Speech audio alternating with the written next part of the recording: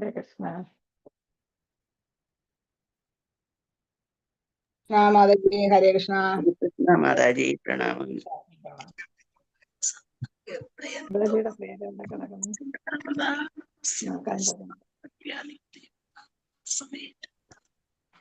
ഹരേ കൃഷ്ണ മാതാജി പ്രണാമം. മാതാജി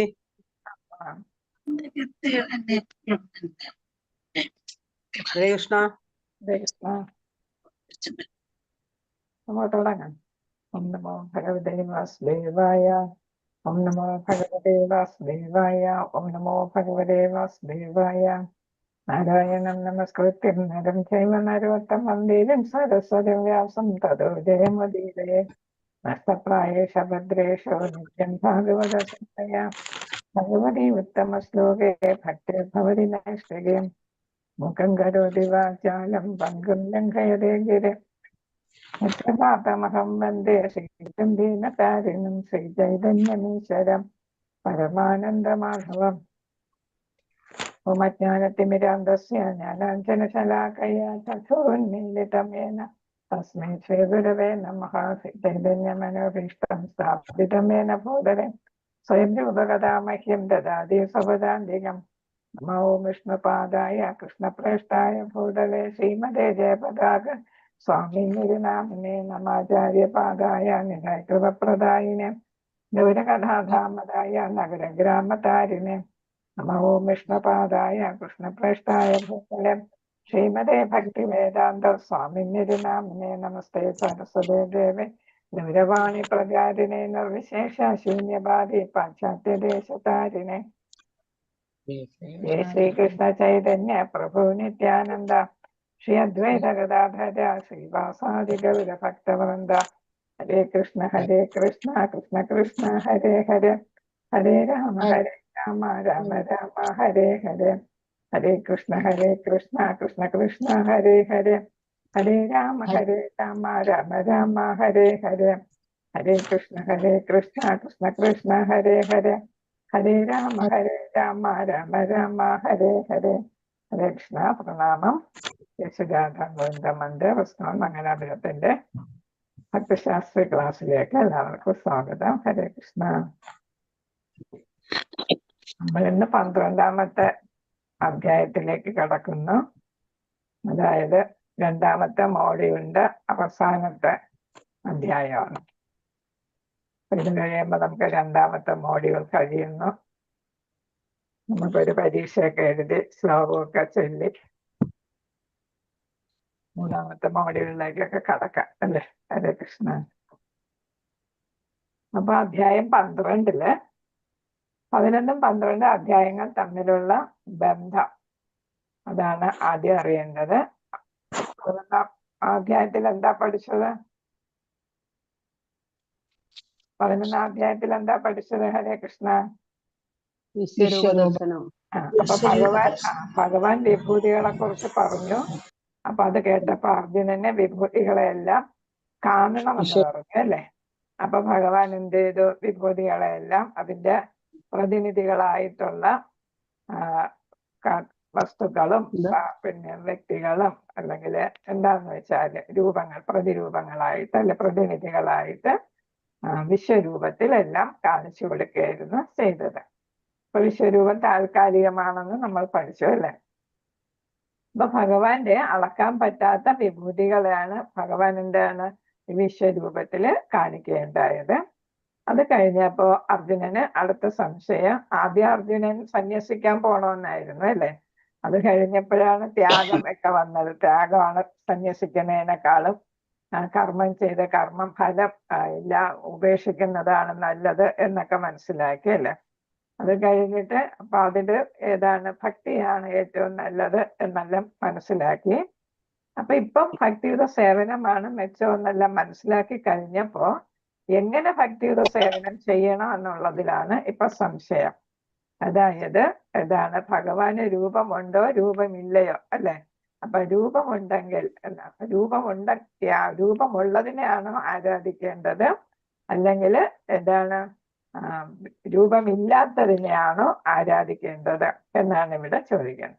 അപ്പൊ വ്യക്തി രൂപമുള്ള ഭഗവാനെയാണോ വ്യക്തി രൂപമില്ലാത്ത അവ്യക്തിഗത രൂപത്തെയാണ്, അവ്യക്തിഗത ഭഗവാനെയാണോ? അതിന് രൂപമില്ലല്ലോ, അപ്പൊ അവ്യക്തിഗത ഭഗവാൻ അല്ലെ? അപ്പൊ അവ്യക്തിഗത ഭഗവാനെയാണോ അതോ വ്യക്തിഗത രൂപമുള്ള ഭഗവാനെയാണോ ആരാധിക്കേണ്ടത് അതാണ് ഇവിടെ ചോദ്യം. അപ്പൊ അർജുനന്റെ ചോദ്യം അതാണ്. അപ്പൊ ഭഗവാൻ ചിലര് പറയും രണ്ട് കൈകളുള്ള ഭഗവാൻ എന്താണ്, അത് ഭഗവാനല്ല, ഒരു സാധാരണക്കാരനാണ് എന്ന് പറയും അല്ലേ? അപ്പൊ ചിലര് പറയും ദ്വിഭുജനായ ശ്യാമസുന്ദര രൂപത്തെക്കാളും മെച്ചം ഏതാണ്, ഈ വിശ്വരൂപമാണെന്ന് പറയും അല്ലേ? അപ്പൊ വിശ്വരൂപമാണെന്ന് പറയും. ചിലര് പറയും ഈ രൂപത്തെക്കാളും നല്ലത് ഏതാണ്, ബ്രഹ്മജ്യോതി ആണ് എന്ന് പറയും, പ്രകാശമാണ് നല്ലത് എന്നൊക്കെ ഇങ്ങനെ പല പല അഭിപ്രായങ്ങൾ വരും. അപ്പൊ അതുകൊണ്ടാണ് അർജുനൻ ഈ സംശയങ്ങൾ ചോദിക്കുന്നത്. അപ്പൊ ഇതില് പ്രധാനമായിട്ടും നമുക്ക് വിഭജിക്കാവുന്നത് 20 ശ്ലോകങ്ങളേ ഉള്ളൂ. ആദ്യത്തില് അർജുനന്റെ ചോദ്യം വ്യക്തിഗതമാണോ അതോ അവ്യക്തിഗത ബ്രഹ്മനാണോ ശ്രേഷ്ഠ, ഏതാണ് ശ്രേഷ്ഠമായിട്ടുള്ളത് എന്നുള്ളത്. ശ്രേഷ്ഠമായിട്ടുള്ളതിൽ ആരാധിക്കേണ്ടത്. അത് 2 മുതൽ 7 വരെയുള്ള ശ്ലോകങ്ങളില് ഭക്തിയാണ് അവ്യക്തിഗതത്തെക്കാൾ മെച്ചം എന്ന് ഭഗവാൻ പറയുന്നു. വ്യക്തിഗതം ആയിട്ടുള്ളതിന് ഏതാണ്, അവ്യക്തിഗത ബ്രഹ്മനും വ്യക്തിഗതമായിരിക്കുന്ന കൃഷ്ണനെയും തമ്മിൽ വ്യത്യാസമുണ്ട് ആരാധിക്കുന്നതില്. അവ്യക്തിഗതം എന്താ കാരണം, അതിൽ വ്യത്യാസം എന്താണ്, അത് അപൂർണമാണ്, പ്രായോഗികമാക്കാൻ ബുദ്ധിമുട്ടാണ്. അതേസമയം വ്യക്തിഗതം എന്ന് പറയുമ്പോൾ അത് കൃഷ്ണൻ തന്നെ ഭക്തവാത്സല്യം കൊണ്ട് അദ്ദേഹം മുക്തി നൽകുന്നു എന്നാണ് പറയുന്നത്. വ്യക്തിഗതം എന്ന് പറയുന്നത് നമുക്കൊന്ന് ശ്രദ്ധ കേന്ദ്രീകരിക്കാൻ ഒരു ഇടയില്ല അല്ലെ? അപ്പൊ ശ്രദ്ധ നമ്മൾ ഒരു പടം കാണുമ്പോൾ, ഇപ്പൊ ഈ പടം തന്നെ കൊടുത്തിരിക്കുന്നു, അവരുടെ 5 അല്ലെ പഞ്ചതത്വത്തിന്റെ ഈ പടം കാണുമ്പോൾ നമുക്ക് അതിലൊരു അട്രാക്ഷൻ വരും. അപ്പൊ വെറും പ്രകാശമായിട്ടാണ് കാണിക്കുന്നതെങ്കിലോ അതിന് അത്ര അട്രാക്ഷൻ വരത്തില്ല അല്ലെ? അപ്പൊ നമ്മൾ രൂപമുള്ളതാണ് നമുക്ക് കുറച്ചുകൂടി അട്രാക്റ്റീവ് ആയിട്ട് തോന്നുന്നത്. അതുപോലെ മനസ്സിനെയൊക്കെ അതിലോട്ട് കേന്ദ്രീകരിക്കാനായിട്ട് നമുക്ക് പറ്റുന്നതും രൂപമുണ്ടെങ്കിലാണ്. അപ്പൊ രൂപം മനസ്സിൽ പതിയോ, പ്രകാശം മനസ്സിൽ പതിയോ ഇല്ല അല്ലെ? അപ്പൊ അതുകൊണ്ട് വ്യക്തിഗത രൂപത്തെ ആരാധിക്കുന്നതാണ് ശ്രേഷ്ഠം. ഏതിനേക്കാൾ, അവ്യക്തിഗത ഭഗവാൻ അല്ലെങ്കിൽ അവ്യക്തിഗതത്തെ ഈശ്വരനെ ആരാധിക്കുന്നതിനേക്കാൾ. പിന്നെ ഏതാണ്, വ്യക്തിഗത ഈശ്വരനെ ആരാധിക്കുമ്പോൾ കുറച്ചും കൂടി നമുക്ക് അടുപ്പം വരും, വെരി ക്ലോസ് അല്ലെ? ഭഗവാനുമായിട്ട് നമുക്കൊരു അടുത്ത ബന്ധം സ്ഥാപിക്കാനായിട്ട് പറ്റും. അങ്ങനെ നല്ലൊരു ഭക്തനാകാനും ഭഗവാന്റെ വാത്സല്യം കിട്ടാനും കാരുണ്യം കിട്ടാനും അങ്ങനെ മുക്തി ലഭിക്കാനും ഏറ്റവും എളുപ്പം അതാണ് എന്നാണ് ഇവിടെ പറയുന്നത്. 8 മുതൽ 12 വരെയുള്ള ശ്ലോകങ്ങളില് ഭക്തിയിൽ പുരോഗമിക്കുന്ന പ്രക്രിയയെ കുറിച്ചാണ്. അപ്പൊ ആദ്യം ചോദിച്ചു അവ്യക്തിഗതമാണോ വ്യക്തിഗതമാണോ, അതാണ് അല്ലെ? അപ്പൊ 7 വരെയുള്ളത് ആ കാര്യങ്ങളാണ് ചർച്ച ചെയ്യുന്നത്. അവ്യക്തിഗതമാണോ വ്യക്തിഗതമാണോ നല്ലത്. അടുത്ത 8 മുതൽ 12 വരെ ഭക്തിയാണ് നല്ലത്, വ്യക്തി രൂപമാണ് നല്ലത് എന്ന് പറയുമ്പോൾ അത് ഭക്തിയിലൂടെയാണ് പ്രാപിക്കുന്നത്. അപ്പൊ അതിന്റെ പുരോഗതിയെ കുറിച്ചാണ് പറയുന്നത്. പുരോഗമന പ്രക്രിയ, എങ്ങനെ ഭക്തിയിൽ ഉയരാം എന്നാണ് അതിൽ പറയുന്നത്. അപ്പൊ ഏതാണ് ഭക്തിയിൽ പുരോഗമിക്കുന്ന പ്രക്രിയ, തുടർച്ചയായി കൃഷ്ണനിൽ ആ വ്യക്തി ജീവിക്കുന്നു എന്നാണ്. ബുദ്ധിയും മനസ്സും അദ്ദേഹത്തിൽ കേന്ദ്രീകരിച്ചിരിക്കുന്നു.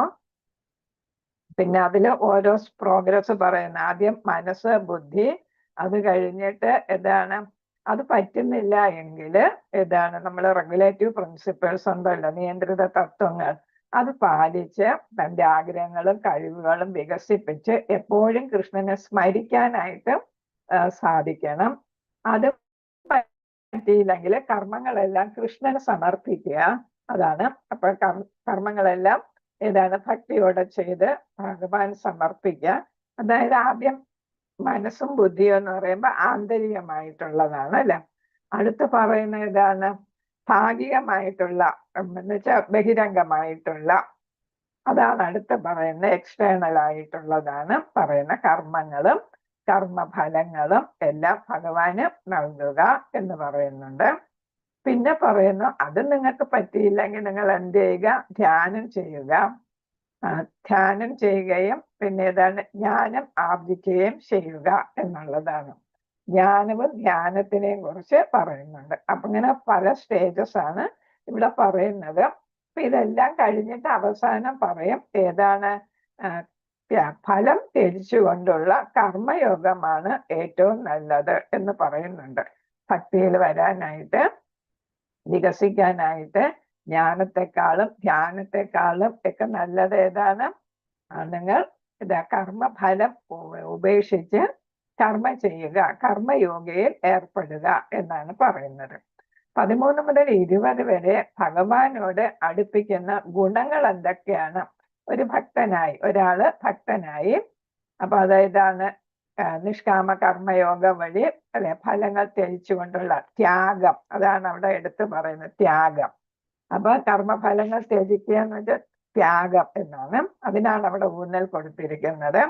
ആ ത്യാഗത്തിൽ ഒരാൾ ഭക്തനാകുമ്പോൾ ആ ആളിനുണ്ടായിരിക്കുന്ന ഗുണങ്ങൾ എന്തൊക്കെയാണെന്നാണ്. അത് 13 മുതൽ 20 വരെയുള്ള ശ്ലോകങ്ങൾ ആ ഗുണങ്ങളെ കുറിച്ചാണ് പറയുന്നത്. 26 ഗുണങ്ങളെ കുറിച്ച് ഭഗവാൻ ഓരോന്നോരോന്നായിട്ട് എടുത്തു പറയുന്നു. ഈ 26 ഗുണങ്ങൾ ഉള്ളയാള് ആരായിട്ട് മാറും? ഒരു ശുദ്ധ ഭക്തനായിട്ട് മാറും. ആ ആള് എനിക്ക് ഏറ്റവും പ്രിയപ്പെട്ടവനാണ്. അപ്പൊ ഭഗവാന് പ്രിയപ്പെട്ടവൻ എന്ന് പറയുമ്പോ ഭഗവാന് എന്താണ്? അനുഗ്രഹം അല്ലെ, കാരുണ്യത്താൽ അനുഗ്രഹം കിട്ടിയ ആളിന് ആരാകാം? ഒരു മോചിതനായിട്ട് ഇവിടെ നിന്ന് ഭഗവാന്റെ ധാമത്തിലേക്ക് എത്തിച്ചൊല്ലാനായിട്ട് പറ്റും. അപ്പൊ ആ 26 ഗുണങ്ങൾ അത് നമ്മൾ എപ്പോഴും പഠിച്ചിരിക്കേണ്ട കാര്യമാണ്. 26 ഗുണങ്ങൾ അത് ഓരോന്നും പഠിച്ചിരിക്കണം. ഹരേ കൃഷ്ണ. അങ്ങനെ വരുമ്പോ ഈ അധ്യായത്തിൽ പറയുന്നത് ഏതാണ്? പ്രിയപ്പെട്ടവനായിട്ട് മാറുന്ന പരിശുദ്ധമായ ഭക്തിയോഗമാണ് എല്ലാ യോഗകളെക്കാളും പ്രധാനം എന്നാണ് ഇവിടെ പറയുന്നത്. നമ്മൾ ഇതുവരെ പഠിച്ച എല്ലാ യോഗകളും പഠിച്ചു. കർമ്മയോഗം പഠിച്ചു, പിന്നെ ജ്ഞാനയോഗം പഠിച്ചു, പിന്നെ ധ്യാനയോഗം പഠിച്ചു, അഷ്ടാംഗ യോഗം അല്ലെ, അതൊക്കെ ഇങ്ങനെ പഠിച്ചു. ധ്യാനയോഗം എന്ന് പറയുമ്പോൾ അഷ്ടാംഗ യോഗമാണ് അതിൽ പ്രധാനം വരുന്നത്. ഇതെല്ലാം പഠിച്ചു. അപ്പൊ ഇതിൽ അവസാനം നമ്മൾ എത്തിച്ചേരുന്നത് ഏതിലാണ്? ഭക്തിയോഗയിലാണ് എത്തിച്ചേരുന്നത്. അതാണ് ഏറ്റവും വേണ്ടത്, ഏറ്റവും എളുപ്പമായിട്ടുള്ളത്. ഭഗവാനെ പ്രാപിക്കാനായിട്ട് എന്താണെങ്കിലും ഫലം കിട്ടുന്നത്, അതാണ് ഏറ്റവും പ്രധാനം. എളുപ്പം ഫലം കിട്ടുന്നത് ഭക്തൻ. പിന്നെ ഏതാണ്? ഭഗവാന്റെ പരിശുദ്ധ ഭക്തിയിലേക്ക് ഒരാളിനെ നയിക്കുന്നത്. പിന്നെ ഏതാണ്? ഹൃദയ മാലിന്യങ്ങളെല്ലാം നീക്കം ചെയ്യുന്നത്. 26 ഗുണങ്ങൾ വികസിപ്പിച്ചെടുക്കാൻ സാധിക്കുന്നത്. അങ്ങനെ ഭഗവാന്റെ വളരെ പ്രിയപ്പെട്ട ആളായിട്ട് മാറി ഭക്തവത്സലനായ ഭഗവാൻ ആ ഭക്തനെ എവിടേക്ക് കൊണ്ടുപോകുന്നു? സ്വന്തം ധാമത്തിലേക്ക് കൊണ്ടുപോകുന്നു എന്നാണ് ഇവിടെ പറയുന്നത്. അപ്പൊ ഇത്രയുമാണ് ഇതിൽ വരുന്ന കാര്യങ്ങള്. ഇത് ഷെയർ വന്നല്ലോ അല്ലേ? ഹരേ കൃഷ്ണ. കാണാമല്ലോ? പിക്ചർ മാത്രമേ ഉള്ള ഇപ്പൊ വന്നു. അത് ഞാൻ രണ്ടുപേരുടെ പിക്ചറായിരുന്നു ഇതുവരെ. കൃഷ്ണ. അപ്പൊ ഇത് ഞാൻ പറഞ്ഞ കാര്യങ്ങളൊക്കെയാണ് പറയുന്നത്. അപ്പൊ രണ്ടും തമ്മിലുള്ള ബന്ധം 11ഉം 12ഉം കൃഷ്ണന്റെ വിശ്വരൂപം കാണിക്കുന്നു. ദിവ്യമായ കൃഷ്ണരൂപത്തോടുള്ള അർജുനന്റെ ആസക്തി പ്രകടിപ്പിക്കുന്നു.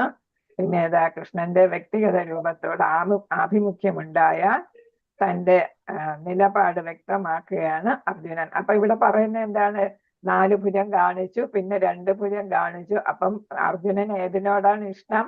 വിശ്വരൂപത്തോടല്ല, മറിച്ച് ഏതാണ്? 2 കൈകളുള്ള ശ്യാമസുന്ദര രൂപത്തോടാണ് ഇഷ്ടം എന്നുള്ളതാണ് കാണിക്കുന്നത്. അതേതാണ്? ഭഗവാന്റെ അമൂല്യമായ വ്യക്തിഗത ഐശ്വര്യങ്ങൾ ദർശിച്ച ശേഷം അർജുനൻ വീണ്ടും ഭക്തിയുടെ സേവനത്തെ കുറിച്ച് കേൾക്കാൻ ആഗ്രഹിക്കുന്നു. അപ്പൊ ഏതാണ് വിശ്വരൂപം കണ്ടു കഴിഞ്ഞപ്പോ എന്താണ് പറയുന്നത്? ഭക്തിയോഗ അതിനെക്കുറിച്ചാണ് കേൾക്കുന്നത് അല്ലെ, അതിനെക്കുറിച്ചാണ് ചോദിക്കുന്നത് എന്നാണ്. അപ്പൊ അതിലെന്താ വരുന്നത്? ജോലി ത്യജിക്കുന്ന ജ്ഞാനിക്ക് വിരുദ്ധമായി കൃഷ്ണന് വേണ്ടി പ്രവർത്തിക്കുന്ന ഒരു ഭക്തൻ എന്ന നിലയിലുള്ള തന്റെ സ്ഥാനം വ്യക്തമാക്കുന്നതിന് എന്താണ് ഈ ചോദ്യത്തിന് കാരണം എന്നാ പറയുന്നത്. 2 വിശ്വരൂപത്തെക്കാൾ അല്ലെങ്കിൽ അവ്യക്തമായ ബ്രഹ്മത്തെക്കാൾ ശ്രേഷ്ഠമായ കൃഷ്ണന്റെ വ്യക്തിഗത രൂപത്തോട് ആസക്തനായ തന്റെ നിലപാട് വ്യക്തമാക്കുന്നതിന്. ഇപ്പൊ വിശ്വരൂപത്തിൽ ഒന്നും തെളിച്ചല്ല, അത് അവ്യക്തമാണ് അല്ലെ. ഇതൊക്കെ ഇങ്ങനെ 1000 അല്ലെ, 1000 × 1000 അല്ലെ, ലക്ഷക്കണക്കിന് കണ്ണുകളും കൈകളും ഒക്കെ കാണുമ്പോ ഏതെങ്കിലും നമുക്ക് രൂപം മനസ്സിൽപ്പെടുവോ? ഇല്ല. അപ്പൊ എന്താണ് 1000 × 1000 എന്നാണ് പറഞ്ഞത് അല്ലെ. അങ്ങനെയുള്ള കണ്ണുകളും പിന്നെ കൈകളും പിന്നെ മുഖവും അങ്ങനെയൊക്കെ കണ്ടപ്പോൾ അതൊന്നും നമ്മുടെ മനസ്സിൽ പതിയുന്നതല്ല. അതേസമയം ഈ നിൽക്കുന്ന കൃഷ്ണന്റെ രൂപമാണെങ്കിലോ നമുക്ക് മനസ്സിൽ പതിയുന്നതാണ് അല്ലെ. അപ്പൊ അർജുനന് ഇതാണ് ഇഷ്ടം എന്നാണ് ഇവിടെ പറയുന്നത്. അപ്പൊ അതിനെ കുറിച്ചാണ് അടുത്ത ചോദ്യങ്ങളൊക്കെ വരുന്നത്. ഇത് ഞാനിപ്പോ പറഞ്ഞു കഴിഞ്ഞതാണ്. വ്യക്തിഗതവാദത്തിന് മേൽ ഏതിനുള്ള സ്വാധീനമാണ്? ഭക്തിക്ക് ഉള്ള പ്രാധാന്യമാണ്. ഭക്തിയുടെ പുരോഗമന ഘട്ടങ്ങൾ അതെന്താണ്? ഏറ്റവും ഉയർന്നത് മുതൽ താഴ്ന്നത് വരെ എന്ന് പറയുന്നത്. അതായത് ഏറ്റവും മോശം നമ്മൾ നേരത്തെ പഠിച്ചത് കർമ്മം ആണ് അല്ലെ. കർമ്മ യോഗയാണ്. അതിനേക്കാൾ മെച്ചം ജ്ഞാനയോഗ, അതിനേക്കാൾ മെച്ചം ജ്ഞാനയോഗ പിന്നെ എന്നാണ് പഠിച്ചത്. ഇപ്പൊ അത് നേരെ തിരിച്ചാണ് പറയുന്നത്. കർമ്മയോഗ ത്യാഗത്തിലൂടെയുള്ള കർമ്മയോഗം ഏറ്റവും നല്ലതെന്നിവിടെ ഭഗവാൻ പറയുന്നുണ്ട്. എന്നുവെച്ചാൽ ത്യാഗമാണ് ഏറ്റവും പ്രധാനം എന്ന് പറയുന്നത്. പിന്നെ കൃഷ്ണ ഒരുവനെ സ്നേഹിക്കാൻ കാരണമാകുന്ന ഗുണങ്ങൾ, അതാണ് 26 ഗുണങ്ങൾ പറഞ്ഞത്. ഹരേ കൃഷ്ണ. ശ്ലോകം 1. ഓം നമോ ഭഗവതേ വാസുദേവായ. അർജുന ഉവാച ഏവം സതതയുക്തായേ ഭക്ത്യാത്മാ പരിഭാസതേ യേ ചാപ്യക്ഷരമവ്യക്തം തേഷാം തേ യോഗവിത്തമാഹ.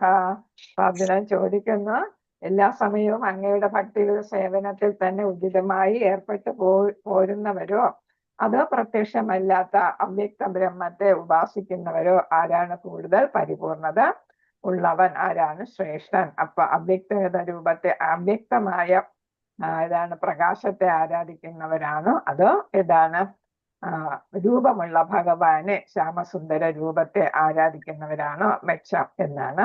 അർജുനന്റെ ചോദ്യം ഏതാണ് പരിപൂർണമായത്, ശ്രേഷ്ഠമായത്? ഭക്തിപരമായ സേവനത്തിൽ ഏർപ്പെടുക അല്ലെങ്കിൽ അവ്യക്ത ബ്രഹ്മത്തെ ഉപാസിക്കുക, ഇതിലേതാണ് നല്ലത് എന്നാണ് ഇവിടെ ചോദിച്ചിരിക്കുന്നത് അല്ലെ. അപ്പൊ അവ്യക്തത ബ്രഹ്മമാണോ അതുകൊണ്ടാണ് ഭക്തിപരമായ സേവനത്തിൽ രൂപത്തിൽ ഭഗവാനെ രൂപത്തിൽ ആരാധിക്കുന്നതാണോ?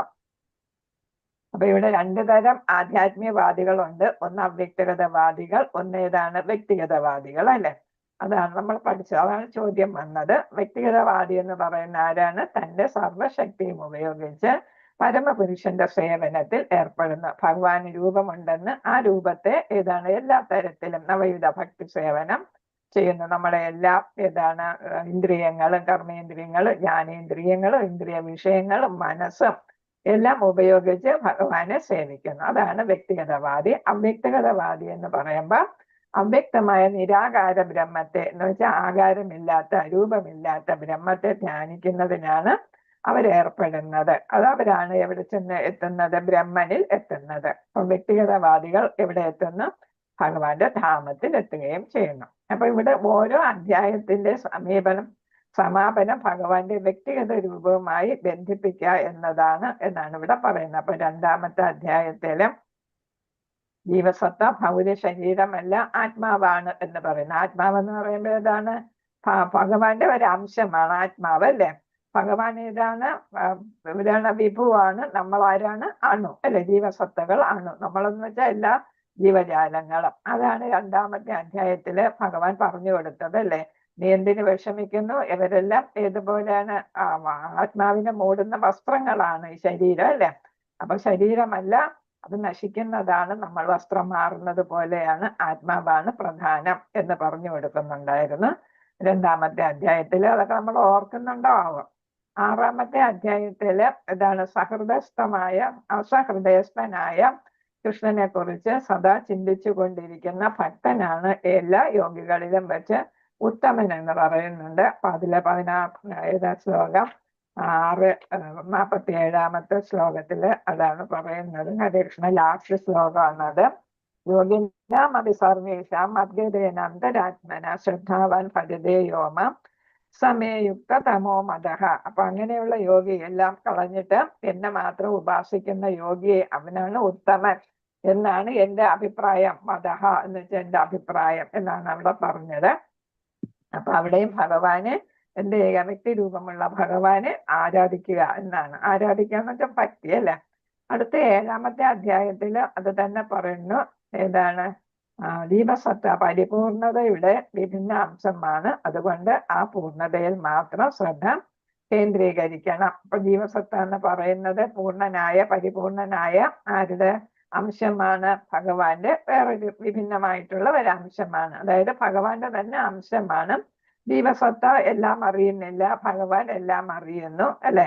ജീവസത്ത അവനവന്റെ ശരീരത്തെ മാത്രം കുറിച്ച് അറിയുന്നുള്ളൂ. അതേസമയം ഭഗവാനാണെങ്കിലോ വിഭു ആണെങ്കിലോ എല്ലാ ശരീരങ്ങളെ കുറിച്ചും അറിയുന്നു, കഴിഞ്ഞതും ഇപ്പോഴത്തതും വരാൻ പോകുന്നതും. അതേസമയം ജീവസത്തയ്ക്ക് ഇപ്പോഴുള്ളത് മാത്രമേ അറിയാൻ പറ്റുന്നുള്ളൂ. അതാണ് വ്യത്യാസം എന്ന് പറയുന്നത്. പക്ഷെ പരിപൂർണനായ ഭഗവാന്റെ അംശമാണ് ജീവസത്ത. അതുകൊണ്ട് എന്ത് ചെയ്യണം? അതുകൊണ്ട് ആ പൂർണ്ണതയിൽ മാത്രം ശ്രദ്ധ കേന്ദ്രീകരിക്കുക. ആ പൂർണ്ണത ആരാണ്? ഭഗവാൻ, അല്ലെ? പൂർണ്ണനായ ഭഗവാനിൽ മാത്രം ശ്രദ്ധ കേന്ദ്രീകരിക്കുകയാണ് 7-ാമത്തെ അധ്യായത്തിലും. 8-ാമത്തെ അധ്യായത്തിലും പറയുന്നു, ദേഹത്യാഗം ചെയ്യുമ്പോൾ കൃഷ്ണനെ സ്മരിക്കുന്ന പക്ഷം ഏതൊരാൾക്കും ഉടനെ ഇതാണ് പരമോ വ്യാമത്തിൽ, അല്ലെ? ധാമത്തില് ഉള്ള ശ്രീകൃഷ്ണ ധാമത്തിൽ എത്താം. പരവ്യോമത്തിലുള്ള ശ്രീകൃഷ്ണ ധാമത്തിൽ എത്താം, അല്ലെ? ആരാണ് മരിക്കുന്ന സമയത്ത് ഭഗവാനെ സ്മരിക്കുന്നത്, അല്ലെ? അപ്പൊ അവരെല്ലാം എവിടെ എത്തിച്ചേരും? ഭഗവാന്റെ ധാമത്തിൽ എത്തിച്ചേരും. എന്നുവെച്ചാൽ മരിക്കുന്ന സമയത്ത് ആരെയാണ് നമ്മൾ സ്മരിക്കുന്നത്? അവരതായിത്തീരുന്നു എന്ന് നമ്മൾ ഭരത ചക്രവർത്തിയുടെ ഉദാഹരണത്തിലൂടെയും പഠിച്ചു, അല്ലെ? അപ്പൊ മാനിനെ സ്മരിച്ചത് കൊണ്ട് മാനായിട്ട് പോയി. അപ്പൊ ഇവിടെ നമ്മള് മരണസമയത്ത് ഭഗവാനെ സ്മരിച്ചാൽ നമുക്ക് എവിടെ എത്താനായിട്ട് സാധിക്കും? ഭഗവാന്റെ അടുത്തെത്താനായിട്ട് സാധിക്കാം. അപ്പൊ അതൊക്കെയാണ് 1-ാമത്തെ ശ്ലോകത്തില് പറയുന്നത്. എല്ലാം ഭക്തിയോഗം തന്നെയാണ്. 2, 6, 7, 8 ശ്ലോകങ്ങളെല്ലാം ഭക്തിയോഗത്തിലാണ്. ഭഗവാനെ സ്മരിക്കുക, ആരാധിക്കുക, ഭക്തിയോഗത്തിനാണ് ഊന്നൽ കൊടുത്തിരിക്കുന്നത്. ഹരേ കൃഷ്ണ. ഭഗവാൻ അപ്പൊ മറുപടി പറഞ്ഞു തുടങ്ങുന്നു. ശ്രീ ഭഗവാനുവാച മയ്യാവേശ മനോയേ മാം നിത്യയുക്ത ഉപാസതേ ശ്രദ്ധയാ പര്യോപേതാ തേ മേ യുക്തതമാമദാഹ.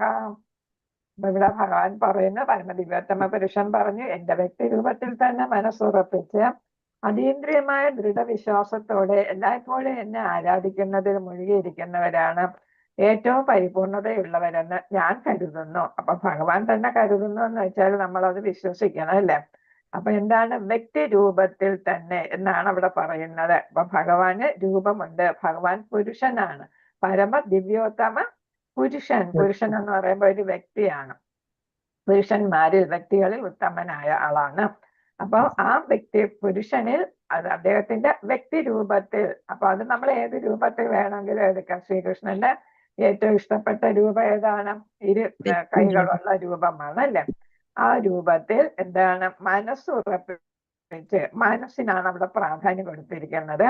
അപ്പൊ മനസ്സെന്ന് പറയുന്ന ആന്തരികമായിട്ടുള്ള ഏതാണ് അവയവങ്ങൾ, അല്ലെങ്കിൽ നമുക്ക് ഏതാ പറയുന്നത്? ഇന്ദ്രിയം, അല്ലെ? മനസ്സെന്ന് പറയുന്ന ആന്തരിക ഇന്ദ്രിയം. ആ ആന്തരിക ഇന്ദ്രിയമാണ് എല്ലാത്തിന്റെ കാതൽ. മനസ്സാണ് എല്ലാ ആഗ്രഹങ്ങളുടെ ഉറവിടം, അല്ലെ? ആ മനസ്സിനെ ആരില് കേന്ദ്രീകരിക്കണം? ഭഗവാനിൽ കേന്ദ്രീകരിക്കണം എന്നാണ് പറയുന്നത്. ആ ഭഗവാനിൽ ആ മനസ്സിനെ ഉറപ്പിച്ച്, അപ്പൊ മനസ്സ്, ബുദ്ധി, ഇത് രണ്ടും ആന്തരികമായിട്ട് വരുന്ന 2 കാര്യങ്ങളാണ്. അവ രണ്ടും ആ രണ്ടും ഭഗവാനിൽ ഉറപ്പിക്കണമെന്നാണ് ആദ്യത്തെ ശ്ലോകങ്ങളിൽ പറയുന്നത്. ഏതില്ല? പ്രോഗ്രസീവ് ആയിട്ടുള്ള, അല്ലെ?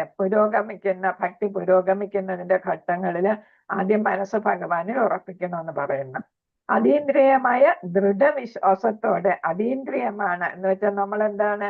ഇന്ദ്രിയങ്ങൾക്ക് അതീതമായിട്ട് നമ്മൾ സെൻസസിനെല്ലാം, ഇന്ദ്രിയങ്ങളെയൊക്കെ നിയന്ത്രിച്ച് ദൃഢവിശ്വാസത്തോടെ, ഡിറ്റർമിനേഷനോട് കൂടി ഭഗവാനെ തന്നെ പ്രാപിക്കണം, അനന്യഭക്തിയോടെ എന്ന തരത്തില് ദൃഢവിശ്വാസത്തോടെ എല്ലായ്പ്പോഴും, ഓരോ വാക്കും വളരെ പ്രധാനപ്പെട്ടതാണ്. എല്ലായ്പ്പോഴും സതതം കീർത്തയന്തോ എന്ന് നമ്മൾ പഠിച്ചു, അല്ലെ? സദാ ഭഗവാനെ എന്നുള്ളതാണ്. എല്ലായ്പ്പോഴും എന്നെ ആരാധിക്കുന്നതിൽ, അതാണ് സതതം കീർത്തയന്തോമം. എപ്പോഴും എന്നെ തന്നെ ആരാധിക്കുന്നതിൽ മുഴുകിയിരിക്കുന്നവരാണ് എന്താണ്? ഏറ്റവും പരിപൂർണതയുള്ളവർ. അവരാണ് പരിപൂർണത കൈവരിക്കുന്നവർ. എന്ന് വെച്ചാൽ എന്താണ്? പെർഫെക്റ്റ് ഭക്തനായിട്ട് മാറുന്നയാൾ, അല്ലെ? ഉത്തമ ഭക്തനായിട്ട് മാറുന്നയാള് എന്ന് ഞാൻ കരുതുന്നു എന്നാണ്. അപ്പൊ ഇവിടെ മനസ്സ് ഭഗവാന്റെ വ്യക്തി രൂപത്തിൽ കേന്ദ്രീകരിക്കണം. അതീന്ദ്രിയമായ ദൃഢവിശ്വാസം വേണം. തന്നെ ഏതാണ്? ഭഗവാനെ എല്ലായ്പ്പോഴും ആരാധിക്കുന്നതിൽ മുഴുകിയിരിക്കണം. അവർക്കാണ് പരിപൂർണത കൈവരിക്കാനായിട്ട് സാധിക്കുക എന്നാണ് ഇവിടെ പറഞ്ഞത്. അപ്പൊ ഭക്തിയോഗത്തില് പറയുന്ന ഭഗവാന്റെ കൃഷ്ണന്റെ അഭിപ്രായം ഭക്തി സേവനത്തിൽ ഏർപ്പെട്ടിരിക്കുന്നവർ ഏറ്റവും പരിപൂർണതയുള്ളവരാണ്. അപ്പൊ അതിൽ നമ്മൾ മനസ്സിലാക്കേണ്ടതാണ് ഭക്തിയോഗയാണ് നമുക്ക് വേണ്ടത്. ഭക്തി സേവനത്തിൽ നമ്മൾ മുഴുകുമ്പോൾ എന്താണ് നമുക്ക് പൂർണ്ണത കൈവരിക്കാനായിട്ട്, പരിപൂർണത എന്ന് വെച്ചാൽ ഏറ്റവും വലിയ പൂർണ്ണത, ദ മോസ്റ്റ് പെർഫെക്റ്റ് എന്ന് നമ്മൾ പറയുന്ന ആ അവസ്ഥയിലോട്ട് എത്താനായിട്ട്, ശുദ്ധഭക്തരായിട്ട് ഉത്തമനായിട്ട് അല്ലെ, കനിഷ്ഠ മധ്യമ ഉത്തമ, അതിന് ഉത്തമനായിട്ട് മാറാനായിട്ട് നമുക്ക് സാധിക്കും. എന്തുകൊണ്ട് ഏറ്റവും പരിപൂർണത ഉള്ളവർ എന്നിവിടെ പറയുന്നു? അവരുടെ മനസ്സ് എന്റെ വ്യക്തിഗത രൂപങ്ങളിൽ ഉറപ്പിക്കുന്നു. അതാണ് ഇവിടെ പ്രധാനം. അപ്പം വ്യക്തിഗത രൂപത്തിൽ മനസ്സ് ഉറപ്പിക്കുമ്പോഴാണ് പരിപൂർണ ഭക്തിയോഗയിലൂടെ എന്ത് ചെയ്യാൻ പറ്റുന്നത്? പരിപൂർണ അവസ്ഥയിൽ എത്തിച്ചേരാനായിട്ട് പറ്റുന്നത്. പിന്നെ ഏതാണ്? മഹത്തായവരും അതീന്ദ്രിയവുമായ ദൃഢവിശ്വാസത്തോടെ എന്നെ ആരാധിക്കുന്നു. അപ്പൊ അത് ഞാൻ എടുത്തു പറഞ്ഞു. അതീന്ദ്രിയമായിരിക്കണം, അത് മഹത്തായതാണ്, ഗ്രേറ്റ് ആണ് അല്ലെ. പിന്നെ ഏതാണ്? ദൃഢവിശ്വാസവും ഉണ്ടായിരിക്കണം, ഭഗവാന് വിശ്വാസം ഉണ്ടായിരിക്കണം, അടിയുറച്ച വിശ്വാസം ഉണ്ടായിരിക്കണം.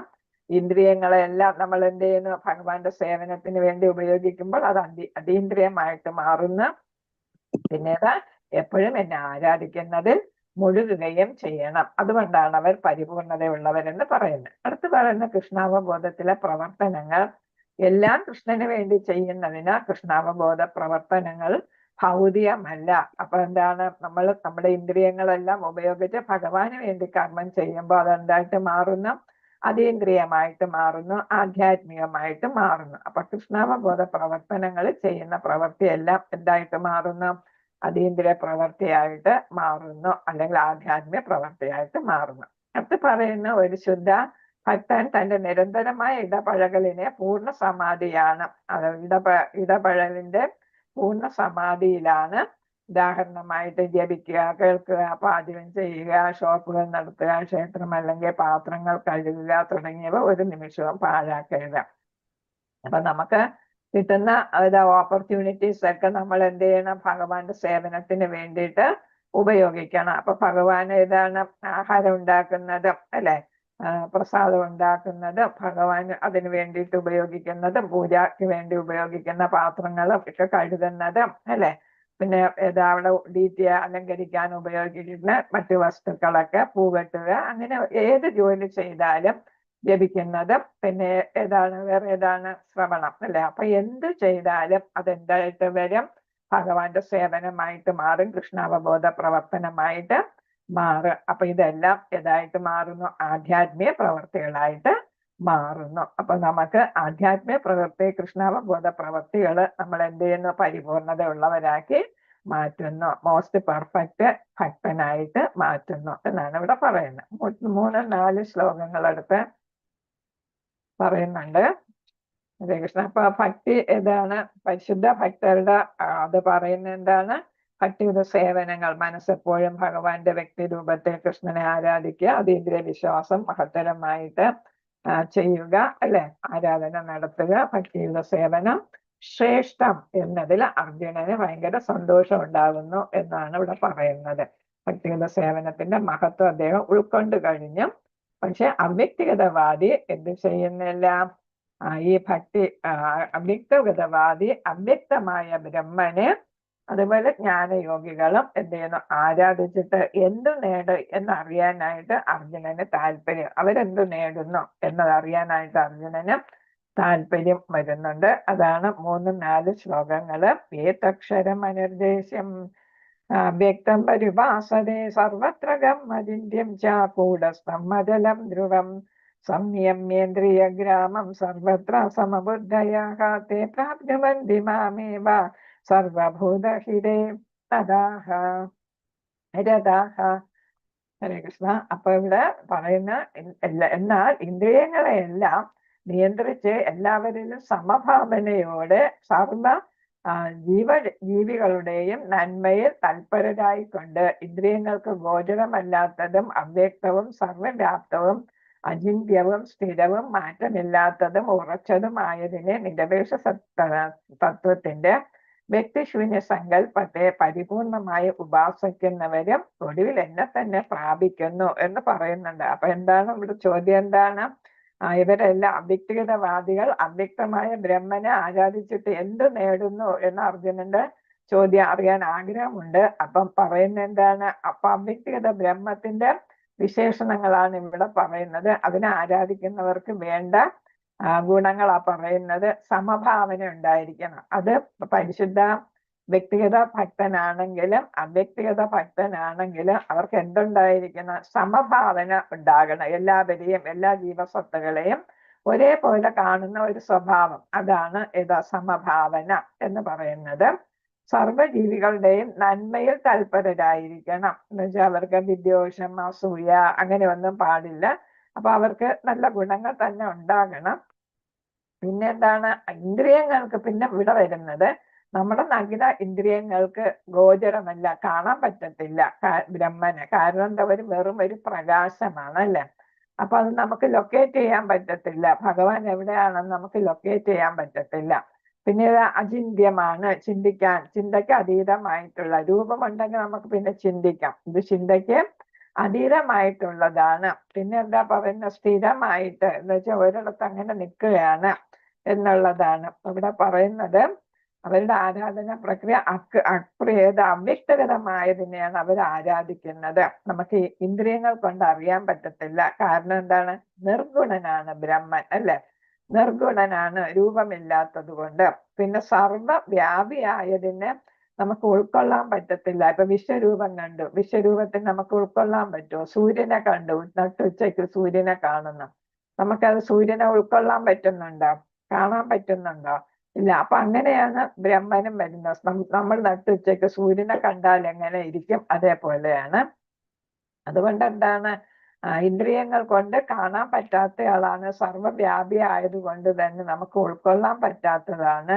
അതുകൊണ്ടാണ് അതിനെ അചിന്യം എന്ന് പറയുന്നത്. മാറ്റമില്ലാത്തതാണ്. സ്ഥിരമായിട്ട് ഇങ്ങനെ ഒരു പ്രകാശം കണ്ടുകൊണ്ടേയിരിക്കും. അതേസമയം നമ്മൾ രൂപമുള്ള ഭഗവാൻ ചലിക്കുന്നു, നമ്മളോട് സംവദിക്കുന്നു, ഭക്തന്മാരോട് സംവദിക്കുന്നു, ലീലകളാടുന്നു അല്ലെ. അപ്പൊ അതാണ്. അതേസമയം ബ്രഹ്മന് അതൊന്നും ഇല്ല എന്നുള്ളത്. അതുകൊണ്ടാണ് എന്തെന്ന് പറയുന്നത്? സ്ഥിരം, മാറ്റമില്ലാതെ ഒരിടത്ത് തന്നെ നിൽക്കുന്ന എന്നാണ്. കാണാൻ പറ്റുന്നില്ല എന്നാലും. പിന്നെ ഏതാണ്? സ്ഥിരമായി ഉറച്ചു നിൽക്കുന്ന എന്നൊരു ചലനമില്ലാത്തതാണ്. പിന്നെ ഏതാണ്? അവ്യക്തമായിട്ടുള്ളതിനെ ആരാധിക്കുകയാണ് അവര് ചെയ്യുന്നത്. അപ്പൊ അതിനെ ഉപാസിക്കുന്നവരെ ആരാധിക്കുന്നത്. അപ്പൊ വ്യക്തിശൂന്യ സങ്കല്പത്തെ പരിപൂർണമായിട്ട് ഉപാസിക്കുന്നവരാണ്. എന്നാൽ അവരും അവസാനം എവിടെ എത്തും? എന്നിലെത്തും. പക്ഷെ ഉടനെ എത്തത്തില്ല. ഭക്തിയുടെ സേവനത്തിലൂടെ ഒരു ഭക്തൻ എത്തിച്ചേരുന്നത് പോലെ പെട്ടെന്ന് എത്തിച്ചേരാൻ പറ്റത്തില്ല. പല പല ജന്മങ്ങൾ കഴിഞ്ഞാല് അവർക്ക് ഭഗവാനെ പ്രാപിക്കാനായിട്ട്, ബ്രഹ്മനിൽ എത്തിച്ചേരാനായിട്ട് സാധിക്കും. ബ്രഹ്മജ്യോതിയിൽ എത്തണമെങ്കിൽ എന്താണ്? പല പല ജന്മങ്ങൾ എടുക്കേണ്ടി വരും എന്നാണ് പറയുന്നത്. അവരും ഇന്ദ്രിയങ്ങളെ നിയന്ത്രിക്കണം, സമഭാവനയോടെ എല്ലാവരെയും കാണണം, എല്ലാവരുടെയും ക്ഷേമത്തിന് വേണ്ടി പ്രവർത്തിക്കുകയും വേണം. പക്ഷേ അവർക്ക് കിട്ടുന്നത് പൂർണ്ണമായിട്ടുള്ള മോചനമല്ല. നമ്മൾ നേരത്തെ പറഞ്ഞു, ഏതാണ്? സൂര്യപ്രകാശം പോലെയുള്ള ഒന്നിനെയാണ് അവര് പ്രാപിക്കുന്നത് അല്ലെ. സൂര്യ ഉപരിതലവും സൂര്യഗോളവും അല്ല. സൂര്യ ഉപരിതലം എന്ന് പറയുന്ന പരമാത്മാവ്. സൂര്യഗോളം എന്ന് പറയുമ്പോഴാണ് ഭഗവാൻ. അങ്ങനെയാണ് കമ്പാരിസൺ വന്നിരിക്കുന്നത്. അപ്പൊ വെറും ഒരു പ്രകാശം എന്നത് കൊണ്ട് തന്നെ അത് ഭാഗികമായിട്ടുള്ള മോചനമായിട്ട് കണക്കാക്കുന്നുള്ളൂ എന്നാണ്. ഹരേ കൃഷ്ണ. അപ്പൊ ഇവിടെ പറയുന്നത് ഈ 5-ാമത്തെ 3-4 ശ്ലോകങ്ങളൊക്കെ എന്താണ്? സാധാരണക്കാർക്ക് പറ്റുന്ന കാര്യങ്ങളല്ല. ഈ പ്രക്രിയ എന്ന് വെച്ചാൽ സാധാരണക്കാർക്ക് പ്രായോഗികമല്ലാത്തതാണ്. അതുകൊണ്ട് അവിടെ പറ്റുന്നത് സത്ത്, അത് മാത്രമേ, സച്ചിദാനന്ദത്തില് സത്ത് മാത്രമേ അവർക്ക് എന്ത് ചെയ്യാൻ പറ്റുന്നുള്ളൂ? സാക്ഷാത്കരിക്കാനായിട്ട് പറ്റൂ എന്നാണ് പറയുന്നത്. അപ്പൊ അവിടെ ആനന്ദവും ഇല്ല, പിന്നെ ശാശ്വതത്വവും ഇല്ല എന്നാണ് അവിടെ പറയുന്നത്. സത്ത് മാത്രമേ അവർക്ക് പറ്റുന്നുള്ളൂ എന്നാണ്. അടുത്ത് വരുന്നത് 5-ാമത്തെ ശ്ലോകം. അത് ഏതാണ്? 5-ാമത്തെ ശ്ലോകത്തില് പറയുന്നത്, ക്ലേശോ അധികതരം സ്തേഷാം അവ്യക്താസക്ത ചേതസാം അവ്യക്താഹി ഗതിർദുഃഖം ദേഹവാപ്യതേ. 5-ാമത്തെ ശ്ലോകം. ഹരേ കൃഷ്ണ. 3-4 ഇവിടെ കൊടുത്തിട്ടുണ്ട്. ഇതാണ് ഒരു യോഗി ബ്രഹ്മനെ ലയിക്കാൻ പോകുന്ന യോഗിയുടേതാണ് കാണിച്ചിരിക്കുന്ന വ്യക്തിശൂന്യ സങ്കല്പത്തിന്റെ സവിശേഷതയും അതിനെ എങ്ങനെ ഉപാസിക്കാം എന്നതിനെ കുറിച്ചാണ് ഇവിടെ പറഞ്ഞിരിക്കുന്നത്. പരമസത്യത്തിന്റെ വ്യക്തിസ്വന സംഘസവിശേഷ അവ്യക്തം നമ്മളിപ്പോ പറഞ്ഞത് തന്നെ. ഇന്ദ്രിയങ്ങൾക്ക് ഗോചരമല്ല, സർവ്വവ്യാപ്ത, അചിന്ത്യം, മാറ്റമില്ല, ഉറച്ചത്, സ്ഥിരം. പിന്നെ എങ്ങനെ ഉപാസിക്കാം? വിവിധ ഇന്ദ്രിയങ്ങളെ നിയന്ത്രിക്കണം, എല്ലാവരോടും തുല്യ ഭാവനയോടെ എല്ലാവരോടും ക്ഷേമത്തിൽ ഏർപ്പെട്ടുകൊണ്ട്. ഏതൊരു സാധാരണക്കാരനും ഇത് ബുദ്ധിമുട്ടാണ്. സമ്പൂർണ്ണ സമർപ്പണത്തിന്റെ ആത്യന്തിക സാക്ഷാത്കാരത്തിന് മുമ്പ് ധാരാളം തപസ്സുകൾ ഉൾപ്പെടുന്നു. അപ്പൊ അവർക്ക് അത് സാധാരണക്കാർക്ക് പറ്റുന്നതല്ല എന്നാണ് പറയുന്നത്. അഞ്ചാമത്തേതില് പരമപുരുഷന്റെ അവ്യക്തവും ഇതാണ് പ്രകാശം, മനസ്സിലായല്ലോ, ബ്രഹ്മജ്യോതി ഇതാണ്. അപ്പൊ പരമപുരുഷന്റെ അവ്യക്തവും വ്യക്തിശൂന്യവുമായ ഭാവത്തിൽ ആസക്ത ചിത്തരായവർക്ക് പുരോഗമനത്തിന് പ്രയാസമേറും. ശരീരികൾക്ക് ഈ വഴിക്കുള്ള മുന്നേറ്റം സദാ ദുഷ്കരമാണ്. എന്നുവെച്ചാൽ സാധാരണ മനുഷ്യർക്ക് ഇത് വളരെ ബുദ്ധിമുട്ടായിരിക്കും. എവിടെ എത്തുക? ഈ അവ്യക്തിഗത ബ്രഹ്മനെ ആരാധിക്കുന്നത് വളരെ ബുദ്ധിമുട്ട്. വെറും പ്രകാശമായിട്ടല്ലേ കാണുന്നത്. അതേസമയം ഇവിടെ ഒരു രൂപം ഉണ്ടായിരുന്നെങ്കിൽ നമുക്ക് ആ രൂപത്തെ ആരാധിച്ച കുറച്ചും കൂടെ നമുക്ക് കോൺസെൻട്രേറ്റ് ചെയ്യാനായിട്ട് പറ്റും. അതാണ് ഇവിടെ പറയുന്നത്. പകരം നമ്മൾ എന്ത് ചെയ്യണം? അർച്ചാമൂർത്തിയെ സേവിക്കാനായിട്ട് നമ്മൾ ശ്രമിച്ചാല്, നമുക്ക് ഭക്തിയോഗം വഴി ശ്രമിക്കുകയാണെങ്കിൽ ഭഗവാനുമായിട്ട് നേരിട്ട് ഭക്തി യുദ്ധസേവനം വഴി ബന്ധം സ്ഥാപിക്കാനായിട്ട് സാധിക്കും എന്നാണ് ഇവിടെ പറയുന്നത്. അപ്പൊ നേരിട്ട് സേവനം ചെയ്യുമ്പോൾ പെട്ടെന്ന് ഭക്തിയിൽ ഉയരാനായിട്ട്, ശുദ്ധഭക്തനായിട്ട് മാറാനായിട്ട് സാധിക്കും. അതിനു വേണ്ടിയിട്ടാണ് നമുക്ക് അർച്ചാവിഗ്രഹങ്ങൾ തന്നിരിക്കുന്നത്. അർച്ചാവിഗ്രഹങ്ങൾ ഏതാണ്? ഭൗതിക വസ്തുക്കൾ കൊണ്ട് തന്നെ ഉണ്ടാക്കുന്നു. തടി, കല്ല്, ലോഹങ്ങൾ, ഇവയൊക്കെ കൊണ്ട് എന്ത് ചെയ്യുന്നു? അർച്ചാവിഗ്രഹങ്ങൾ നമുക്ക് ക്ഷേത്രത്തിൽ പോകുമ്പോൾ കാണാമല്ലോ, അല്ലെ? ഓരോ ക്ഷേത്രത്തിലും ഓരോ അർച്ചാവിഗ്രഹം. അത് നമ്മുടെ മനസ്സിനെ അവിടെ കേന്ദ്രീകരിക്കുന്നതിന് വേണ്ടിയിട്ടാണ് ഈ അർച്ചാവിഗ്രഹങ്ങൾ. അത് ഭഗവാൻ തന്നെയാണ് നമുക്ക് ഈ കലികാലത്തില് നമുക്ക് ആരാധിക്കുന്നതിന് വേണ്ടിയിട്ടുള്ളതാണ്. അപ്പൊ ഇതിന്റെ ഒരു ഉദാഹരണം കൊടുത്തിരിക്കുന്നത്, നമ്മൾ ലെറ്റർ ഇടുമ്പം ഒരു പോസ്റ്റ് ബോക്സിൽ ഇടുന്നതും വേറെ എവിടെയെങ്കിലും കൊണ്ട് ഒരു ലെറ്റർ ഇടുന്നതും അതുപോലെ ആയിരിക്കും വ്യത്യാസം. പോസ്റ്റ് ബോക്സിൽ ഇട്ടാൽ എന്താണ്? മെയിലും പോസ്റ്റ് ഓഫീസിന്റെ അർഹതപ്പെട്ട അല്ലെ ആ ബോക്സിലിട്ട് അത് കിട്ടേണ്ടവർക്ക് കിട്ടും, അല്ലെ? അതേസമയം എവിടെയെങ്കിലും ഇരിക്കുന്ന ബോക്സിൽ കൊണ്ടിട്ട് അത് കിട്ടേണ്ടവർക്ക് കിട്ടുമോ? ഇല്ല. അതേപോലെയാണ് ഭക്തിയോഗയും പിന്നെ ഏതാണ് ഈ അവ്യക്തിഗത ബ്രഹ്മനെ ആരാധിക്കുന്നതും തമ്മിലുള്ള വ്യത്യാസം എന്നാണ് ഇവിടെ പറയുന്നത്. അത് നേരത്തെ സൂര്യന്റെ പറഞ്ഞു, സൂര്യന്റെ പ്രകാശം മാത്രമേ ഉള്ളൂ, സൂര്യഗോളം ആകുന്നില്ല. അപ്പൊ ആ വ്യത്യാസവും ഉണ്ട്. പൂർണ്ണമായിട്ട് അറിയണമെങ്കിൽ സൂര്യഗോളത്തെ അറിയണം, അല്ലാതെ സൂര്യന്റെ പ്രകാശത്തെ അറിഞ്ഞിട്ട് കാര്യമില്ല എന്നാണ്. അപ്പൊ അംഗീകൃതമായിട്ടുള്ള ഒരു ഏതാണ് ആരാധന എന്ന് പറയുന്നത്, നമ്മൾ ഭക്തിയോഗം വഴി ആരെ ആരാധിക്കുന്നതാണ്? നമ്മുടെ രൂപമുള്ള അല്ലെ, നമുക്കിപ്പോ പറ്റുന്നത് അർച്ചാവിഗ്രഹത്തെ ആരാധിക്കുന്നതാണ് എന്നാണ് പറയുന്നത്. അത് എന്തായിട്ട് മാറുന്ന ഭൗതിക വസ്തുക്കൾ കൊണ്ടാണെങ്കിലും അത് നമ്മൾ ആരാധിച്ച് തുടങ്ങുമ്പോൾ ക്ഷേത്രത്തിൽ വെച്ചിരിക്കുന്ന നമ്മളേതാണ് ആധ്യാത്മിക രൂപമായിട്ടാണ് കണക്കാക്കുന്നത്, അല്ലെ? ഭഗവാൻ അതിൽ കുടികൊള്ളുന്നു എന്നായിട്ടാണ് നമ്മൾ കണക്കാക്കുന്നത്. അങ്ങനെയാണ് നമ്മൾ പൂജകൾ ചെയ്ത് അതിന് ആധ്യാത്മികത വരുന്നു എന്നാണ്. അത് ഭൗതികമല്ല, അഭൗതികമായിട്ട് മാറുന്നു. അപ്പൊ ബദ്ധാത്മാക്കൾക്ക് നേരിട്ട് ഭഗവാനെ ആരാധിക്കാം. നമുക്ക് ഇസ്കോണിലൊക്കെ ആണെങ്കിൽ മറ്റു ക്ഷേത്രങ്ങളിൽ നിന്ന് വ്യത്യസ്തമായി നമുക്ക് തന്നെ ആരാധന നടത്താം, അല്ലെ? അതാണ് നമുക്ക് ഒരു വേറൊരു പ്രത്യേകത. ഭഗവാൻ നമ്മുടെ അടുത്തോട്ട് വരികയാണ്, അടുത്താണ് ഇരിക്കുന്നത്, അല്ലെ? മറ്റു ക്ഷേത്രങ്ങളിൽ ഭഗവാൻ അകന്നായിരിക്കുന്നത്, അല്ലെ? ഇസ്കോൺ ക്ഷേത്രങ്ങളിൽ ഭഗവാൻ അടുത്തായിരിക്കുന്നത്.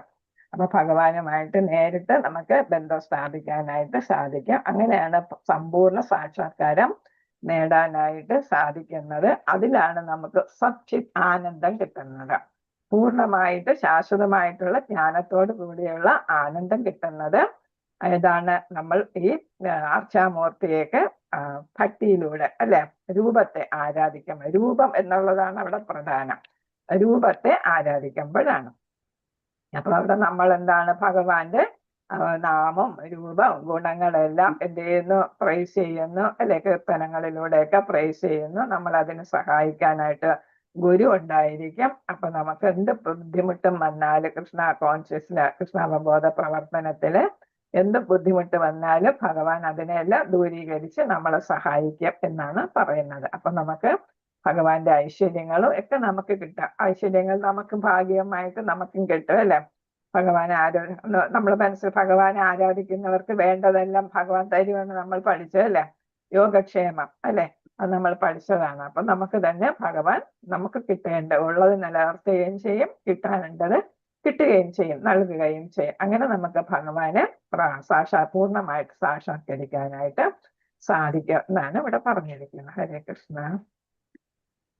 അടുത്ത അതിന്റെ തന്നെ വീണ്ടും ഇവിടെ പറഞ്ഞിരിക്കുന്ന അവ്യക്തവും വ്യക്തിശൂന്യമായ ഭാവത്തിൽ ആസക്ത ചിത്തരായവർക്ക് പുരോഗമനത്തിന് പ്രയാസമേറെ.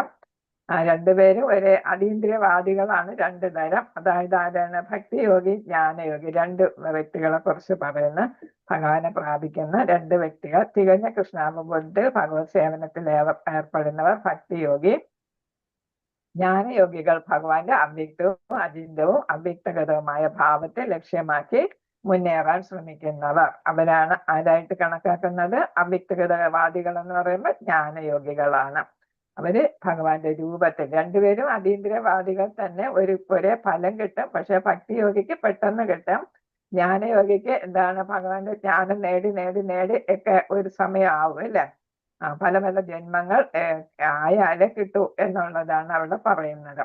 അപ്പൊ ജ്ഞാനവും ഭക്തിയും തമ്മിൽ വ്യത്യാസമുണ്ട് എന്നുള്ളതാണ് ഇവിടെ മനസ്സിലാക്കേണ്ടത്. അപ്പൊ അറിവ് കിട്ടി എന്ന് വെച്ചിട്ട് ഒന്നിനെ കുറിച്ച് നമുക്ക് കൂടുതൽ അടുപ്പം, നമ്മള് സുഹൃത്താകുന്ന ആരാണ്? ആളിനെ കുറിച്ച് നമുക്ക് കൂടുതൽ അടുത്തറിയുമ്പോഴാണ് നമ്മൾ ആരെങ്കിലുമായിട്ട് സുഹൃബന്ധം സ്ഥാപിക്കുന്നത് അല്ലേ?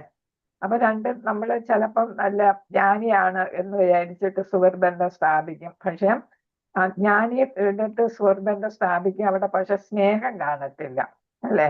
ജ്ഞാനി എടുത്ത് സുഹൃബന്ധം സ്ഥാപിക്കും, അയാളുടെ ഐശ്വര്യമൊക്കെ കണ്ടിട്ട് വലിയ പ്രതാപശാലിയാണെന്നൊക്കെ കണ്ടിട്ട് അടുത്ത ബന്ധം സ്ഥാപിക്കും. അതെന്താണ്? സ്നേഹബന്ധം ആയിരിക്കത്തില്ല, അല്ലാതെ ഉള്ള ഒരു ബന്ധമായിരിക്കും അല്ലെ? സ്നേഹബന്ധം എന്ന് പറയുമ്പോൾ എന്താണ്? സ്നേഹബന്ധത്തില് അവിടെ ജ്ഞാനവും അതിൽ ഉൾപ്പെടും എന്നാണ് പറയുന്നത്. അപ്പൊ ജ്ഞാനിയെ നമ്മൾ സ്നേഹിക്കണമെന്നില്ല. അതേസമയം നമ്മൾ അടുത്തറിയുന്ന ഒരു വ്യക്തിയെ നമ്മൾ എന്ത് ചെയ്യും? സ്നേഹിക്കാം എന്നാണ്. ആ വ്യക്തിയെ കുറിച്ച് നമ്മൾ അറിയുകയും ചെയ്യും, അറിയാനായിട്ടുള്ള താല്പര്യം കാണിക്കുക. അപ്പൊ ജ്ഞാനവും ഭക്തിയും, അല്ലെങ്കിൽ ഭക്തി എന്ന് പറയുമ്പോൾ സ്നേഹം, അത് രണ്ടും ഒരു ഇതിൽ കാണും. അതേസമയം ജ്ഞാനം മാത്രമേ ഉള്ളിടത്ത് ഭക്തി ഉണ്ടാകണമെന്നില്ല എന്നാണ്. പിന്നെ ക്രമേണ ജ്ഞാനിയെ നമ്മൾ ക്രമേണ മനസ്സിലാക്കി വരാം എന്നുള്ളതാണ്. ഇവിടെ രണ്ടുപേരും തമ്മിലുള്ള വ്യത്യാസം ഇവിടെ വീണ്ടും കൊടുത്തിരിക്കുകയാണ്. അവ്യക്തിഗത ഭാവത്തെ ധ്യാനിക്കുന്നു ശരീരബദ്ധനായ ഒരാൾക്ക് പ്രയാസമാണ്. പറഞ്ഞ കാര്യങ്ങൾ തന്നെയാണ്. മറ്റേ അർച്ചാവിഗ്രഹത്തെ ധ്യാനിക്കുന്നു, അത് എളുപ്പമാണ്. ഇന്ദ്രിയങ്ങൾ ഗോചരമല്ലാത്തത് ഇന്ദ്രിയങ്ങളെ നിയന്ത്രിക്കുന്നു. ഇന്ദ്രിയങ്ങൾക്ക് വിഗ്രഹത്തെയും അതിന്റെ ശബ്ദം ഗ്രഹിക്കാൻ കഴിയും. അതായത് കാണുക, കേൾക്കുക, ശ്രമിക്കുക അല്ലെ? എല്ലാം പറ്റും. എല്ലാ ഇന്ദ്രിയങ്ങളും ഉപയോഗിച്ച് നമുക്ക് സേവ ചെയ്യാൻ പറ്റും. പിന്നെ എന്താണ്? അവ്യക്തമായ പരമതത്വത്തിന്റെ പ്രാതിനിധ്യത്തെ ഉപനിഷത്തുകൾ മുതലായ വൈദിക സാഹിത്യങ്ങളിൽ നിന്ന് പഠിച്ചറിയണം. അപ്പൊ ഇതൊക്കെ പഠിച്ചറിയാൻ, ജ്ഞാനം നേടാനായിട്ട് വളരെ ബുദ്ധിമുട്ടാണ് അല്ലെ? എല്ലാം പഠിച്ചെടുക്കാനായിട്ട് സമയം എടുക്കത്തില്ല, അതിനുള്ള ബുദ്ധിയൊക്കെ വേണം അല്ലെ? പിന്നെ പറയുന്ന സംസ്കൃതം പഠിക്കണം, ഗ്രന്ഥങ്ങളെല്ലാം സംസ്കൃതത്തിലല്ലേ? അതീന്ദ്രിയങ്ങളായ ഭാവങ്ങളെ ഗ്രഹിക്കുകയും വേണം. എന്നാൽ ഭഗവാനെ ഭക്തിഗത സേവനം കൊണ്ട് പെട്ടെന്ന് മനസ്സിലാക്കാൻ പറ്റും. ഹരേ കൃഷ്ണ മഹാമന്ത്രം ജപിക്കുന്നു, വിശ്വാസനായ ആധ്യാത്മിക ആചാര്യന്റെ ഉപദേശങ്ങൾ അനുസരിക്കുന്നു, കൃഷ്ണ വിഗ്രഹത്തിന് മുമ്പ് പതിവായി പൂജാ പ്രണാമങ്ങൾ അർപ്പിക്കുന്നു, ഭഗവാന് നിവേദിച്ച് ഉച്ഛിഷ്ടം ഭക്ഷിക്കുന്നു. ഇതൊക്കെ നമ്മൾ ഭക്തിയിൽ ഉയരാനായിട്ട് നമ്മളെ സഹായിക്കും. അവ്യക്തഗതവാദി ശൂന്യവാദത്തെ ഏറെ കാലം മാനിച്ചു പോകുന്ന അയാൾക്ക് ഭക്തിയിലേക്ക് വരാൻ പ്രയാസം നേരിടും. നമുക്കാണെങ്കിലോ ഭക്തി യോഗിക്ക് എന്താണ്? അത് തികച്ചും സ്വാഭാവികം. ഭക്തിയിൽ പെട്ടെന്ന് നാച്ചുറലായിട്ട് തന്നെ വരും.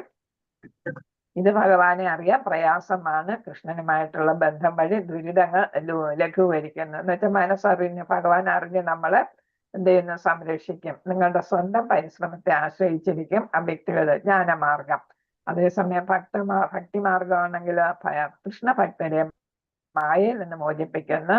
എന്തുകൊണ്ട്? കാരണം കൃഷ്ണൻ തന്നെ ഈ പ്രക്രിയ ശുപാർശ ചെയ്യുന്നു. ഭക്തിയോഗമാണ് നല്ലതെന്ന് ഭഗവാൻ തന്നെ പറയുമ്പോൾ നമ്മൾ മായയിൽ അധികം പെടത്തില്ല. പിതൃവാത്സല്യത്താൽ ഭഗവാൻ നമ്മളെ രക്ഷിക്കുന്നു. അഹേതുകമായ എന്ന് വെച്ചാൽ എന്താണ്?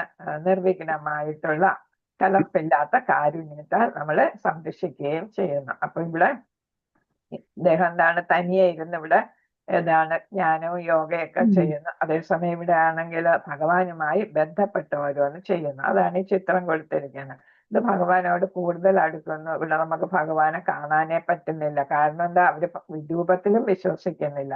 രൂപത്തിലുണ്ടെങ്കിലല്ലേ നമുക്ക് കോണ്ടാക്ട് ചെയ്യാൻ പറ്റുള്ളൂ, അല്ലെ? അപ്പൊ നമ്മൾ ഒരാളിനെ എന്താണ് രൂപം ഉള്ളപ്പോഴാണ് നമ്മൾ ആളുമായിട്ട് കൂടുതൽ അടുക്കുന്നത്, അല്ലേ? അതാണ് ഇവിടെ കാണിച്ചിരിക്കുന്നത് അടുപ്പം. ഇതാണെങ്കിലോ ഇല്ല. അപ്പൊ മനസ്സും ബുദ്ധിയൊക്കെ ഉപയോഗിച്ച് പല പല ജന്മങ്ങൾ ഇങ്ങനെ ചെയ്താല് ജ്ഞാനയോഗിക്ക് ഭഗവാനെ പ്രാപിക്കാനായിട്ട് പറ്റും. അവസാനം പ്രാപിക്കും, പക്ഷെ പല പല ജന്മങ്ങൾ എടുക്കേണ്ടി വരും.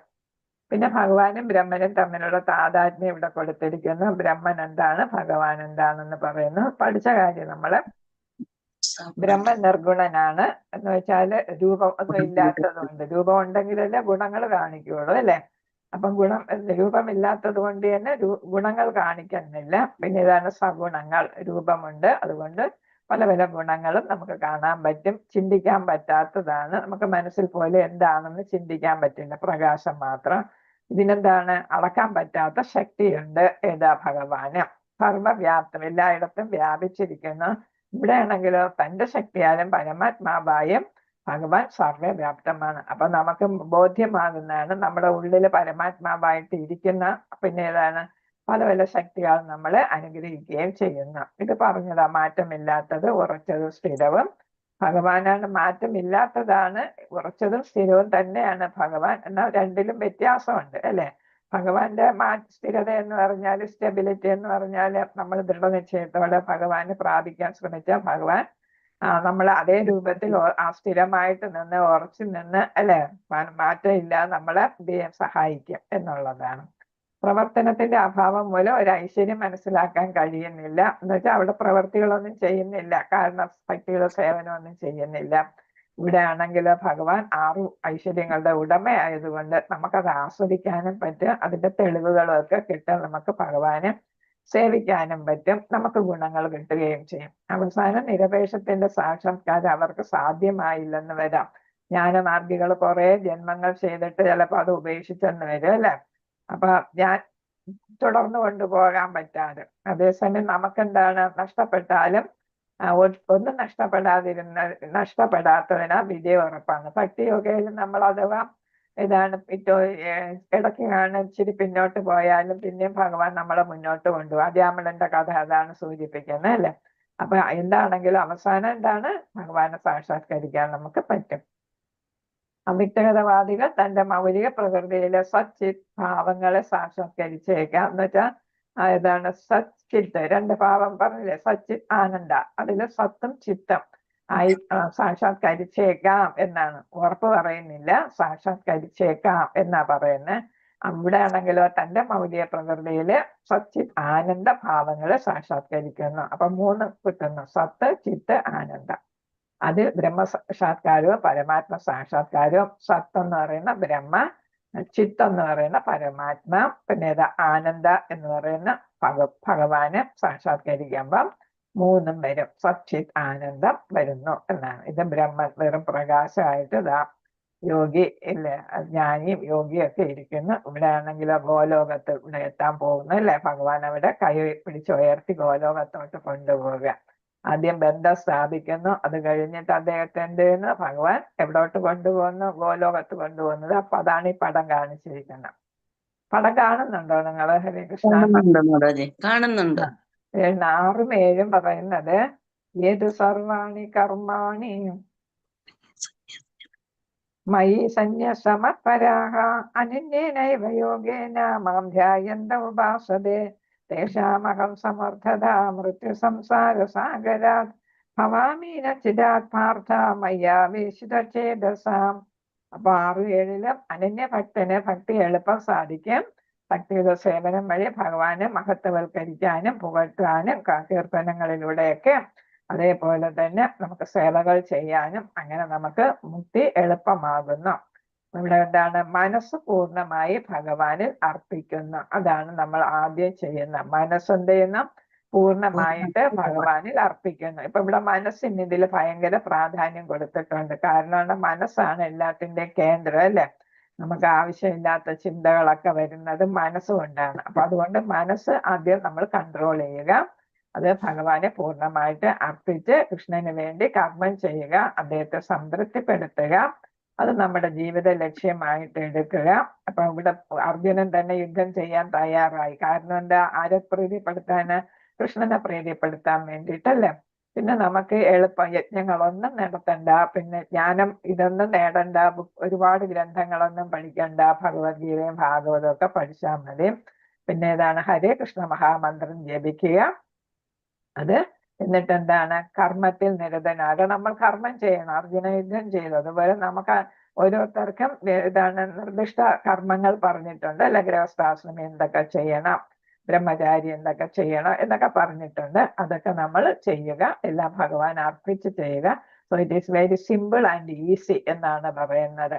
വളരെ ലളിതമായിട്ട് വളരെ എളുപ്പത്തിൽ ഭക്തി യോഗയിലൂടെ മനസ്സിനെ ഭഗവാനെ കേന്ദ്രീകരിച്ചുകൊണ്ട് നമുക്ക് ഭഗവാനെ പ്രാപിക്കാൻ പറ്റും. ഫലം എന്താണ്? നമുക്ക് സാക്ഷാത്കാരം, ആത്മസാക്ഷാത്കാരം ഉറപ്പാണ് എന്നാണ് പറഞ്ഞത്. ശരിയായിട്ട് നമ്മൾ ഭക്തിയോഗ ചെയ്താലും പെട്ടെന്ന് തന്നെ ശുദ്ധ ഭക്തന് ലൗകിക ലോകത്ത് നിന്ന് ആധ്യാത്മിക ലോകത്തേക്ക് എത്തിക്കുന്നു. ഏതുപോലെയാണ്? പിതാവിന്റെ സ്ഥാനത്ത് നിന്ന് ആണ് ഭഗവാൻ നമ്മളോട് അടുക്കുന്നത് അല്ലേ. നമ്മുടെ മാതാപിതാക്കൾ കുഞ്ഞുങ്ങളെ എത്രത്തോളം വാത്സല്യത്തോടെ അടുപ്പിക്കുന്നുവോ അല്ലെ, നമ്മളിലോട്ട് അടുപ്പിക്കുന്നുവോ, അതേപോലെ ഭഗവാൻ പിതാവിന്റെ സ്ഥാനത്ത് നിന്ന് നമ്മൾ മക്കളെ എന്ത് ചെയ്യുന്നു? ഭഗവാനിലേക്ക് അടുപ്പിക്കുന്നു എന്നാണ് പറയുന്നത്. ഇവിടെ ഒരു പദം കൊടുത്തിട്ടുണ്ട്. ഗരുഡവാഹനത്തിൽ ഭഗവാൻ ഇവിടെ ഏതാണ്? സംസാര സാഗരത്തിൽ വീണ് കിടക്കുന്ന ഭക്തനാണ്. ഇവിടെ സാഗരം കാണിച്ചിട്ടുണ്ട്. ഇതെന്ത് സാഗരമാണ്? ലൗകികമായിട്ടുള്ള സാഗരമാണ് അല്ലെ. ലൗകിക ബദ്ധാത്മാവായിട്ട് വന്ന ആളാണ് അദ്ദേഹം. ഭക്തനായിട്ട് മാറിയപ്പോ ഭഗവാൻ ഗരുഡ വാഹനത്തില് എന്താണ്? വായുവേഗത്തിൽ ഇങ്ങെത്തുകയാണ് അല്ലെ. ഈ സംസാര സാഗരത്തിൽ നിന്നും ഭക്തനെ രക്ഷിക്കുന്നതിന് വേണ്ടിയിട്ട്. ഇപ്പൊ ഒരു സാഗരത്തിൽ തന്നെ വീണാലും, യഥാർത്ഥത്തിലുള്ള വെള്ളത്തിൽ വീണാലും ഭഗവാനന്റെയും വന്ന് രക്ഷിക്കും.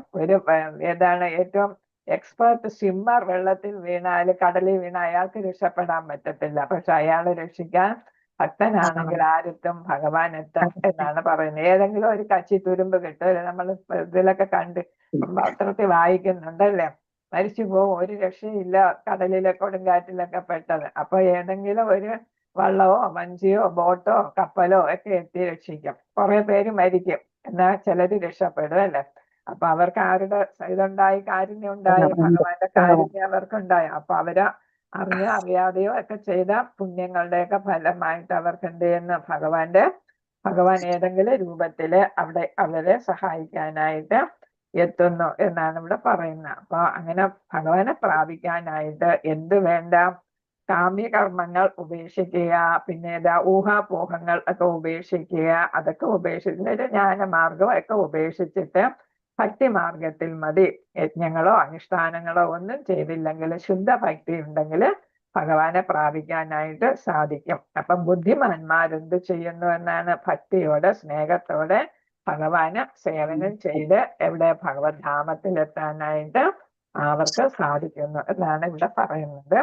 അപ്പൊ സർവധർമാൻ ഭഗവാൻ എല്ലാ ശ്ലോകങ്ങളിലും പറയുന്നുണ്ട്, എല്ലാം വിട്ടോളൂ എന്നെ ശരണം പ്രാപിക്കൂ അല്ലെ. പലയിടത്തും പറയുന്നുണ്ട്, പല അധ്യായങ്ങളില്.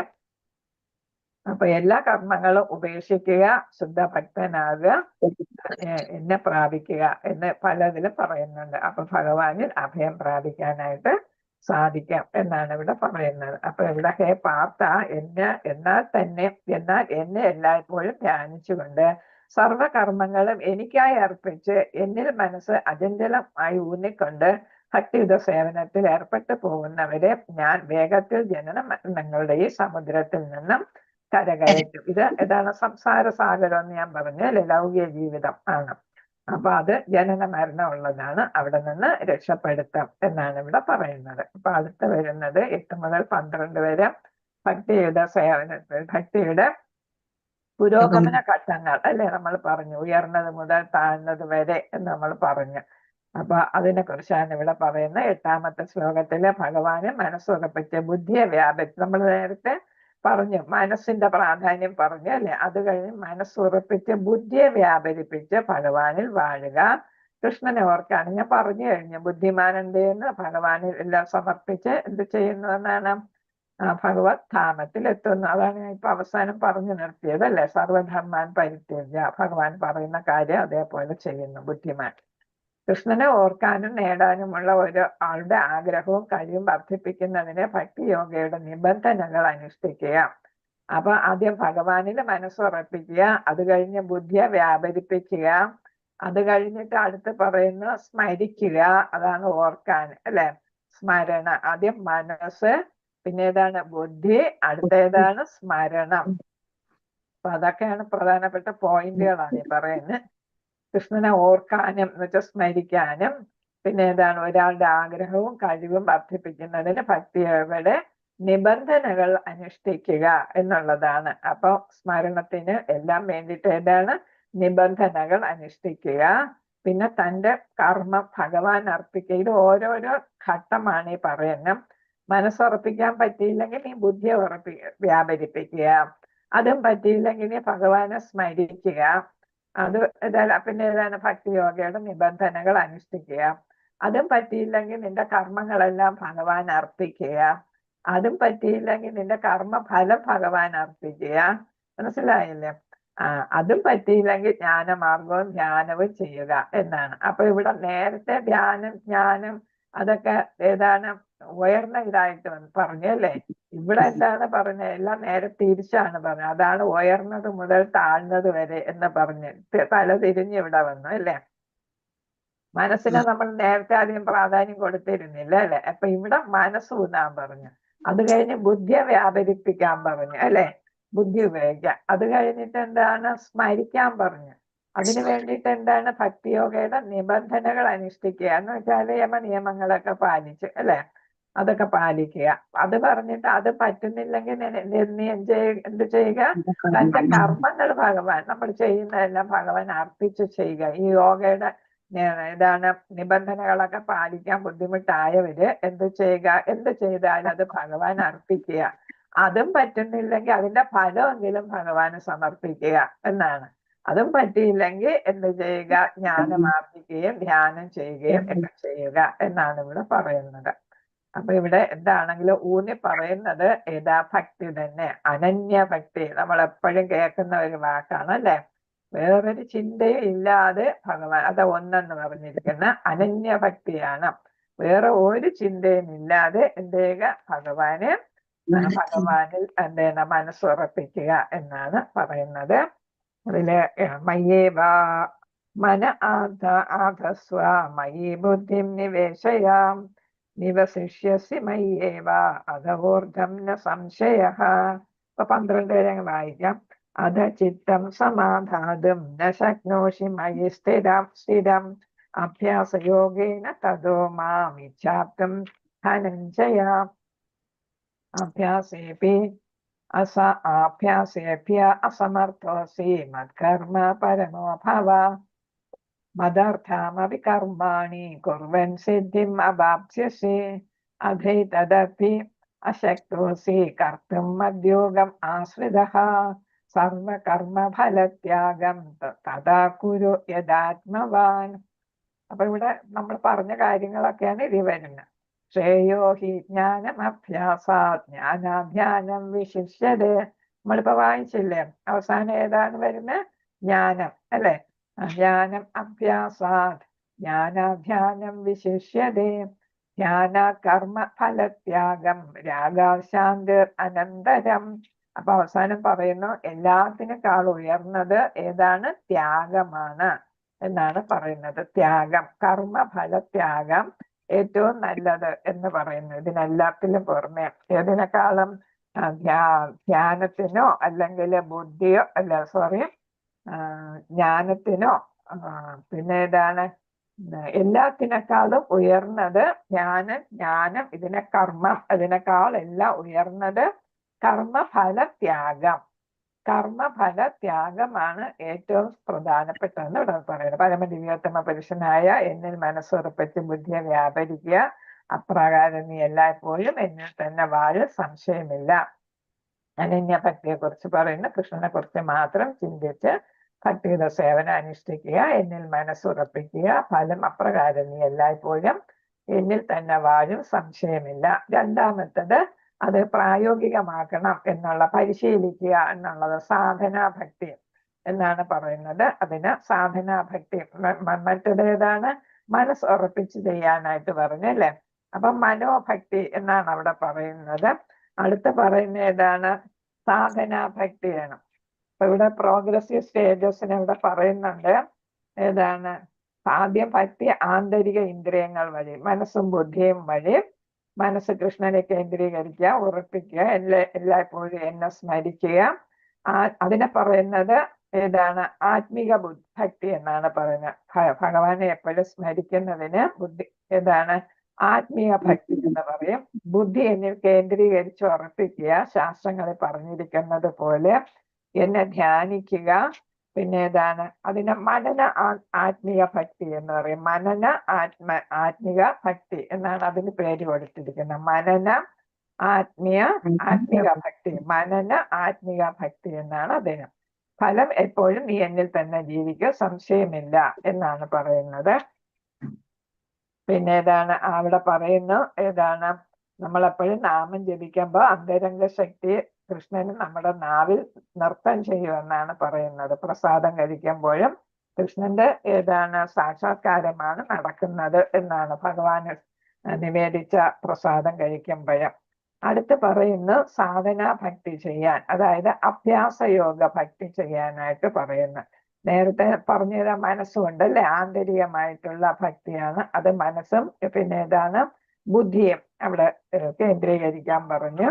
അടുത്ത് പറയുന്നത് സാധനാ ഭക്തി ചെയ്യാനായിട്ട് അഭ്യാസയോഗം വഴി ചെയ്യുക. അതായത് നിബന്ധനകൾ അല്ലെങ്കിൽ തത്വങ്ങൾ അല്ലെങ്കിൽ റെഗുലേറ്റീവ് പ്രിൻസിപ്പിൾസ് പാലിച്ച് ഇന്ദ്രിയങ്ങളെ ശുദ്ധി വരുത്തുക, ഇന്ദ്രിയങ്ങളിൽ നിന്ന് മനസ്സിനെ പിൻവലിക്കുക, ഭഗവാനിൽ മനസ്സിനെ കേന്ദ്രീകരിക്കുക. അതിനെ പറയുന്ന പേര് അഭ്യാസ രൂപ ഭക്തി എന്നാണ് പറയുന്നത്. അഭ്യാസം കൊണ്ട്, സാധന എന്ന് വെച്ചാൽ എന്താണ്? അഭ്യാസം അല്ലെ. അഭ്യാസ രൂപ ഭക്തി എന്നാണ് അതിനെ പറയുന്നത്. അത് അങ്ങനെ ചെയ്യുമ്പോൾ എന്നെ പ്രാപിക്കാനുള്ള ആഗ്രഹമായിരിക്കും അതിന് ഫലം. നമ്മൾ ചെയ്ത് വരുമ്പോൾ ഭഗവാനിൽ എത്തിച്ചേരാനുള്ള ആഗ്രഹം ഉണ്ടാകും എന്നാണ് പറയുന്നത്. കാരണം എന്താണ്? നമ്മളെല്ലാവരിലും ഇങ്ങനെ സ്നേഹം, ഭഗവാനോടുള്ള സ്നേഹം, പ്രേമം ഇങ്ങനെ ഒളിഞ്ഞു കിടപ്പുണ്ട്. അതിനെ നമ്മൾ ഉണർത്തണം. അത് സാധനയിലൂടെയാണ് നമ്മൾ ഉണർത്തുന്നത്. അതിനാണ് നമ്മൾ നാമം ജപിക്കുന്നതും കീർത്തനങ്ങൾ ചെയ്യുന്നതും ശ്രവണം ചെയ്യുന്നതും ഒക്കെ. എന്തിനു വേണ്ടിയാ ഉറങ്ങിക്കിടക്കുന്നത്? ഉണർത്തുന്നതിന് വേണ്ടിയിട്ടാണ്. അതാണ് ഒരു നിബന്ധന. അഭ്യാസയോഗ നിബന്ധന അതാണ്. അതിനാണ് നമുക്ക് ആത്മീയ ഗുരുവിന്റെ ആവശ്യം വരുന്നത്. അങ്ങനെ നമ്മൾ നാമജപം, പിന്നെ ഏതാണ്? ഭഗവാന് ഓരോന്ന് അർപ്പിക്കുന്നു, പൂക്കൾ അർപ്പിക്കുന്നു, നിവേദ്യങ്ങൾ കൊടുക്കുന്നു, പ്രസാദം കഴിക്കുന്നു, ഗ്രന്ഥങ്ങൾ വായിക്കുന്നു, ശ്രവിക്കുന്നു. അങ്ങനെ നമ്മൾ ഇതെല്ലാം സാധനയിൽ പെടുന്ന കാര്യമാണ്. അങ്ങനെ നമുക്ക് ചഞ്ചലമായ മനസ്സിനെ പരിശീലനം കൊണ്ട് നിയന്ത്രിച്ച് ആർക്കും ഈ ഭക്തി സാധന ചെയ്യാവുന്നതാണ്. അങ്ങനെ ഏതാണ്? കൃഷ്ണപ്രേമം വളർത്താം എന്നാണ്. എന്നാൽ ഒരു ബുദ്ധിമാന് ആന്തരിക ഇന്ദ്രിയ നിയന്ത്രണ ഭക്തി, അതായത് സ്മരണാത്മിക മനനാത്മിക അഭ്യാസ രൂപ ഭക്തി എളുപ്പത്തിൽ ചെയ്യാൻ സാധിക്കും. അപ്പൊ ഒരു ഭക്തന് ഇതൊക്കെ ഏതാണ്? ഇന്ദ്രിയങ്ങളെ നിയന്ത്രിക്കാനും സാധനം ചെയ്യാനും മനസ്സിനെ നിയന്ത്രിക്കാനും ബുദ്ധി ശരിയായിട്ട് ഉപയോഗിക്കാനും പെട്ടെന്ന് പറ്റുമെന്നാണ് പറയുന്നത്. അപ്പൊ അതാണ് നമ്മളിവിടെ ഇതുവരെ പഠിച്ചത്. സാധന ഭക്തി വരെ പഠിച്ചു. കൃഷ്ണ. അപ്പോ കുറച്ചു നേരം കൂടെ ഇരുന്ന്, അരമണിക്കൂർ കൂടെ ഇരുന്ന് ഈ അധ്യായം തീർക്കാം. മാതാജി ഞങ്ങളിത് വായിച്ചു തീർത്തിട്ട് നാളെ തീർത്താ മതി. നാളെ ഞാൻ ഇല്ല. നാളെ മാതാജി നാളെ എനിക്കൊരു അത്യാവശ്യം മെഡിക്കൽ ഇത് ശ്ലോകമില്ലേ? അപ്പൊ ഇത് ഞങ്ങൾ ഇതൊക്കെ ഒന്ന് വായിച്ചൊക്കെ വെക്കായിരുന്നു. ഇനി അങ്ങോട്ടുള്ളത് എളുപ്പമാണ് കേട്ടോ. ആണോ? ഇനി 10 ഉണ്ട് അല്ലേ? അപ്പൊ ഏതൊരു 10 ആയുള്ളൂ അല്ലേ? എനിക്ക് അമ്പലത്തിനും പോണ എളുപ്പം ഇറങ്ങണമായിരുന്നു. അതുകൊണ്ടാ. ഹരേ കൃഷ്ണ. അപ്പൊ ഇനി നാളെ എനിക്ക് എടുക്കാൻ പറ്റൂല. നിങ്ങൾ അപ്പൊ സ്റ്റഡി ഗ്രൂപ്പ് വെച്ചോളൂ. നാളെ ഞങ്ങൾ സ്റ്റഡി വെച്ചോളാം. 10 നമ്മൾ കംപ്ലീറ്റ്, അല്ല 11 ചെയ്തില്ലേ? 10 വരെ ചെയ്തിട്ടുള്ളൂ. ഇന്നാള് 11 ചെയ്യുന്നെന്നാണല്ലോ എൻ്റെ അടുത്ത് 11 പറഞ്ഞത്. ചെയ്ത് ശരിയാ, ഞാൻ എഴുതിയില്ല അതൊന്നും. നിങ്ങളെക്കാളും എനിക്ക് ഓർമ്മയുണ്ട്. 11 കഴിഞ്ഞു. ഇനി ഈ ചാപ്റ്റർ കൂടി ഉള്ള മാതാജി. പഠിപ്പിച്ചോണ്ടേ ഇരിക്കുന്നുണ്ടാവുന്നത് എനിക്ക് ആ ഓർമ്മയുണ്ട്. നിങ്ങൾ 11 12 കൂടി ഉള്ളു. ചെയ്യുന്നെന്ന് പറഞ്ഞത് എനിക്ക് ഓർമ്മയുണ്ട്. 12 ഉള്ളു മാതാജി, ഇനി 12 ഉള്ളു ഇനി. സുനിൽലാൽ പ്രഭു ഒക്കെ 12 ഉള്ളു. പഠിക്കുന്നുണ്ടോ? പ്രഭു ക്ലാസ്സൊക്കെ മനസ്സിലാക്കുന്നു. പ്രഭു മാത്രമേ ഉള്ളൂ, നമ്മുടെ ഒരാളെ ഉള്ള പ്രഭു. 2 പ്രഭു ഉണ്ടല്ലോ. രണ്ടോ മൂന്ന് പേരില്ലേ? 3 പേരെങ്ങാണ്ടുണ്ട്. 3 പേരുണ്ട്. ഹരേ കൃഷ്ണ മാതാജി. ഹരേ കൃഷ്ണ. ഈ പ്രഭുവിനെ മാത്രമേ കാണുന്നു. ഈ പ്രഭുവിനെ ആ അറിയാം. ശ്ലോകങ്ങളൊക്കെ ഏകദേശം ഒക്കെ പഠിച്ചു. ശ്രീകുമാർ പ്രഭു. പിന്നെ ആരാണ് ഒരാള്? ഇവിടെ ഒരു പ്രഭുണ്ട്. പിന്നെ ഒരു പ്രഭു ആരാ? വന്നില്ലേ ഇന്ന്? ആരോ ലീവാണല്ലോ. ഇനി ഒരു ശ്രീകുമാർ പ്രഭു കാണണമല്ലോ. ശ്രീകുമാർ പ്രഭു ഉണ്ട്. 20 പേരേ ഉള്ളു, 3 പേര് ഇന്ന് ആബ്സെന്റ്. പിന്നെ നിങ്ങളുടെ അടുത്ത് ഒരു കാര്യം പറയാം. നിങ്ങൾ ഈ മംഗളാരതിയും ഒക്കെ കേറുമ്പോഴേ ഒരേ പേര് കേറണം. നിങ്ങൾ അടിക്കുമ്പോ ഒരു സ്പേസ് കൂടിയാലോ ഒരു ഡോട്ട് വീണാലോ ഒക്കെ വീണാല് അത് വേറെ ഒരു പേരായിട്ട് മാറും. ക്യാപിറ്റലിൽ എഴുതിയിട്ട് ഒരു ദിവസം സ്മാൾ ലെറ്ററിലാണ് എഴുതുന്നതെന്ന് വെച്ചാൽ ഞാനെന്നും ഒരുപോലെ അത് വേറൊരു പേരായിട്ട് അങ്ങ് മാറും. കമ്പ്യൂട്ടറല്ലേ ചെയ്യുന്നേ, കമ്പ്യൂട്ടർ ഇതെല്ലാം ഒന്നായിട്ട് എടുക്കത്തില്ല. അപ്പൊ അത് നിങ്ങളുടെ അറ്റൻഡൻസിനെ ബാധിക്കും. അപ്പോ നിങ്ങൾ ചെയ്യുന്നത് പേര് എങ്ങനെയാ ഒരു ദിവസം ചെയ്യുന്നതെന്ന് വെച്ചാൽ കണ്ടിന്യൂസ് അതുപോലെ ആയിരിക്കും എല്ലാ ദിവസവും ചെയ്യാം. ഇന്നാള് തന്നെ ഭാഗവതം ക്ലാസ്സിൽ മറ്റേ രാധമാതാജി രാധ കെ നായർ മാതാജിയുടെ പലയിടത്തും പലതാ, പല പേരാ. അപ്പോഴാണ് ഞാൻ ഓർത്തത്. എൻ്റെ അടുത്ത് ഇത് ചെയ്യുന്ന ആള് പറഞ്ഞതാണ്. ഭയങ്കര പാടായിട്ട് ചെയ്യാനായിട്ട്. പിന്നെ മെനക്കെട്ടിരുന്ന് കണ്ടുപിടിക്കുന്നു. അതുപോലെ ചിലരുടെ ലാസ്റ്റിലാ മലയാളം എഴുതുന്നത്, അതും പാടാണ് പറഞ്ഞു കണ്ടു. അപ്പൊ പിന്നെ ഒരേപോലെ എഴുതണം. സ്പേസ് ഇടുന്നെങ്കിൽ എല്ലാ ദിവസവും സ്പേസ് ഇടുക. നമ്മൾ പേരെഴുതാൻ ഇപ്പൊ സത്യവതി സരള എന്ന് പറയുമ്പോ സത്യവതി കഴിഞ്ഞ് സ്പേസ് ഇട്ടിട്ടാണ് സരള ഇടുന്നത്. അല്ലെങ്കിൽ DD പിന്നെ ഇതിൽ സ്മാൾ എഴുതിയിരിക്കുന്നത്. നാളെ മാതാജി അത് ക്യാപിറ്റൽ ഇടുകയാണെങ്കിൽ ആള് മാറി, വ്യത്യാസമാകും. കമ്പ്യൂട്ടർ വേറെ ആയിട്ട് എടുക്കാം. മനസ്സിലായോ? അപ്പൊ ഇപ്പൊ ഈ നമ്മൾ ഒരു ദിവസം എഴുതുന്നത് തന്നെ എല്ലാ ദിവസവും അങ്ങനെ തന്നെ എഴുതണം, അല്ലെങ്കിൽ വ്യത്യാസമാണ്.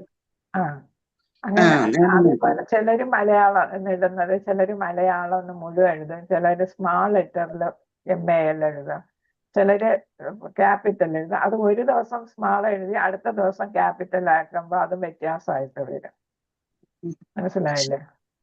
കമ്പ്യൂട്ടർ അങ്ങനെ എടുക്കുന്ന ഒത്തിരി സ്ലൈറ്റ് വ്യത്യാസം അത് വേറെ ആയിട്ട് എടുക്കുള്ളൂ. അപ്പൊ അത് കാരണം ഭാഗവതം ക്ലാസ്സിൽ ഇത് പറയണം വസന്ത മാതാജി, കേട്ടോ? ഞാൻ അപ്പൊ അത് എല്ലാം ഒരേപോലെ ഒരെണ്ണം എഴുതി അങ്ങ് വെക്കുക. അതനുസരിച്ച് കയറുമ്പോ അത് നോക്കി അങ്ങ് അടിച്ചാൽ മതി. പേരടിക്കണമെങ്കിൽ അത് നോക്കി അടിക്കുക. മാറ്റി മാറ്റി ക്യാപിറ്റൽ ലെറ്റർ ഇടുന്നോണ്ട് കുഴപ്പമില്ല, എന്നും അതുപോലെ ഇട്ടാൽ മതിയല്ലോ. ഇടുന്ന കുഴപ്പമില്ല, പക്ഷെ എല്ലാ ദിവസവും ഒരുപോലെ ആയിരിക്കും. ചിലരൊക്കെ ഫോൺ നമ്പർ ഇതില്ലേ, ഫോണിന്റെ പേരൊക്കെ കിടക്കുന്നത്. ഫോണിന്റെ പേരൊക്കെ അടിച്ചാൽ അത് എവിടെ പോകും? അടുത്ത പേരില്ലാതെ ഫോൺ അടിച്ചിട്ട് എന്താ കാര്യം? അവരറിയുന്നില്ല മാതാജി, അവർക്ക് അറിഞ്ഞുകൂടാ ചോദിക്കുമ്പോ, അവർക്ക് അറിയത്തില്ല. നമ്മുടെ പേരല്ലേ നമുക്ക് അവിടെ അല്ല, നമ്മുടെ ഫോൺ നമ്പർ അല്ലല്ലോ അവിടെ നോക്കുന്നത്, നമ്മൾ പേരല്ലേ നോക്കുന്നത്. പല പ്രാവശ്യം പറഞ്ഞാലും കേൾക്കാത്തവരുണ്ട്. അപ്പൊ അതൊക്കെ അവരെ ചിലർക്ക് പറഞ്ഞാലും അതാവത്തില്ല, അതുകൊണ്ടാ പറഞ്ഞ് മനസ്സിലാക്കി കൊടുക്കുക. മനസ്സിലാക്കാൻ അവരൊക്കെ ഒത്തിരി പാടാണ്, ചിലർക്ക് ഭയങ്കര പാടാണ്, അതുകൊണ്ടാണ്. പലതരത്തിലുള്ള ആൾക്കാരല്ലേ മാതാജി. ആദ്യം ആരെങ്കിലും കൊണ്ട് അറിയുന്നവരെ കൊണ്ടങ്ങ് ചെയ്യിപ്പിക്കുക. ചിലപ്പോ അറിഞ്ഞൂടായിരിക്കും പേരടിക്കും. അപ്പം ഒരു ദിവസം അറിയുന്ന പിള്ളേരൊക്കെ ഇഷ്ടം പോലെ കാണുമല്ലോ, അപ്പൊ അവരെ കൊണ്ടൊന്ന് ചെയ്യിപ്പിച്ചിട്ട് പിന്നെ അത് തന്നെ സ്ഥിരമായിട്ട് ചെയ്യുക. അപ്പൊ ഇവിടെ Usha Nair K Nair Mataji MALA Usha K Nair എന്നടിച്ചിട്ടുണ്ട്. ഇത് മാതാജി അടുത്ത ദിവസം ഇതായിരിക്കില്ലേ മലയാളമുണ്ട് എന്ന് MALA ഉള്ളെന്ന് തോന്നുന്നു. മറ്റേത് MALA കാണത്തുള്ളൂ, ഇന്ന് മലയായിപ്പോയി. ആ, അല്ല അപ്പൊ മാതാജി ഒന്നും കേറാറുണ്ട്. MIL തന്നെയാണ് കൊടുക്കുക. ഞാനും ഇവിടെ നോക്കാറുണ്ട് അറ്റൻഡൻസ് വെറുതെയുടെ. ഞാൻ അന്ന് ഇതാണ് നടന്നത് MA ഉഷാക്കുന്ന. ആ, ഇന്ന് അപ്പൊ തെറ്റിപ്പോയതാ. കുഴപ്പമില്ല. സ്ഥിരം ഇട്ടാ അത് കൈകൊണ്ട് കുഴപ്പമില്ല. തെറ്റിയതാ അറിയാം. എനിക്കിതാണ് സ്ഥിരം ഞാന് വാക്കാറില്ല മാതാജി, ഇത് തന്നെ അങ്ങനെ കിടക്കുകയാണ്. ആ, ക്ലാസ് കഴിഞ്ഞു ലൈവ് എന്തോ ഓഫ് ചെയ്തോളൂ. അപ്പൊ നാളെ ലൈവ് ലൈവ് ഓഫ് ചെയ്ത്. അയ്യോ ഓഫ് ചെയ്തില്ലല്ലോ.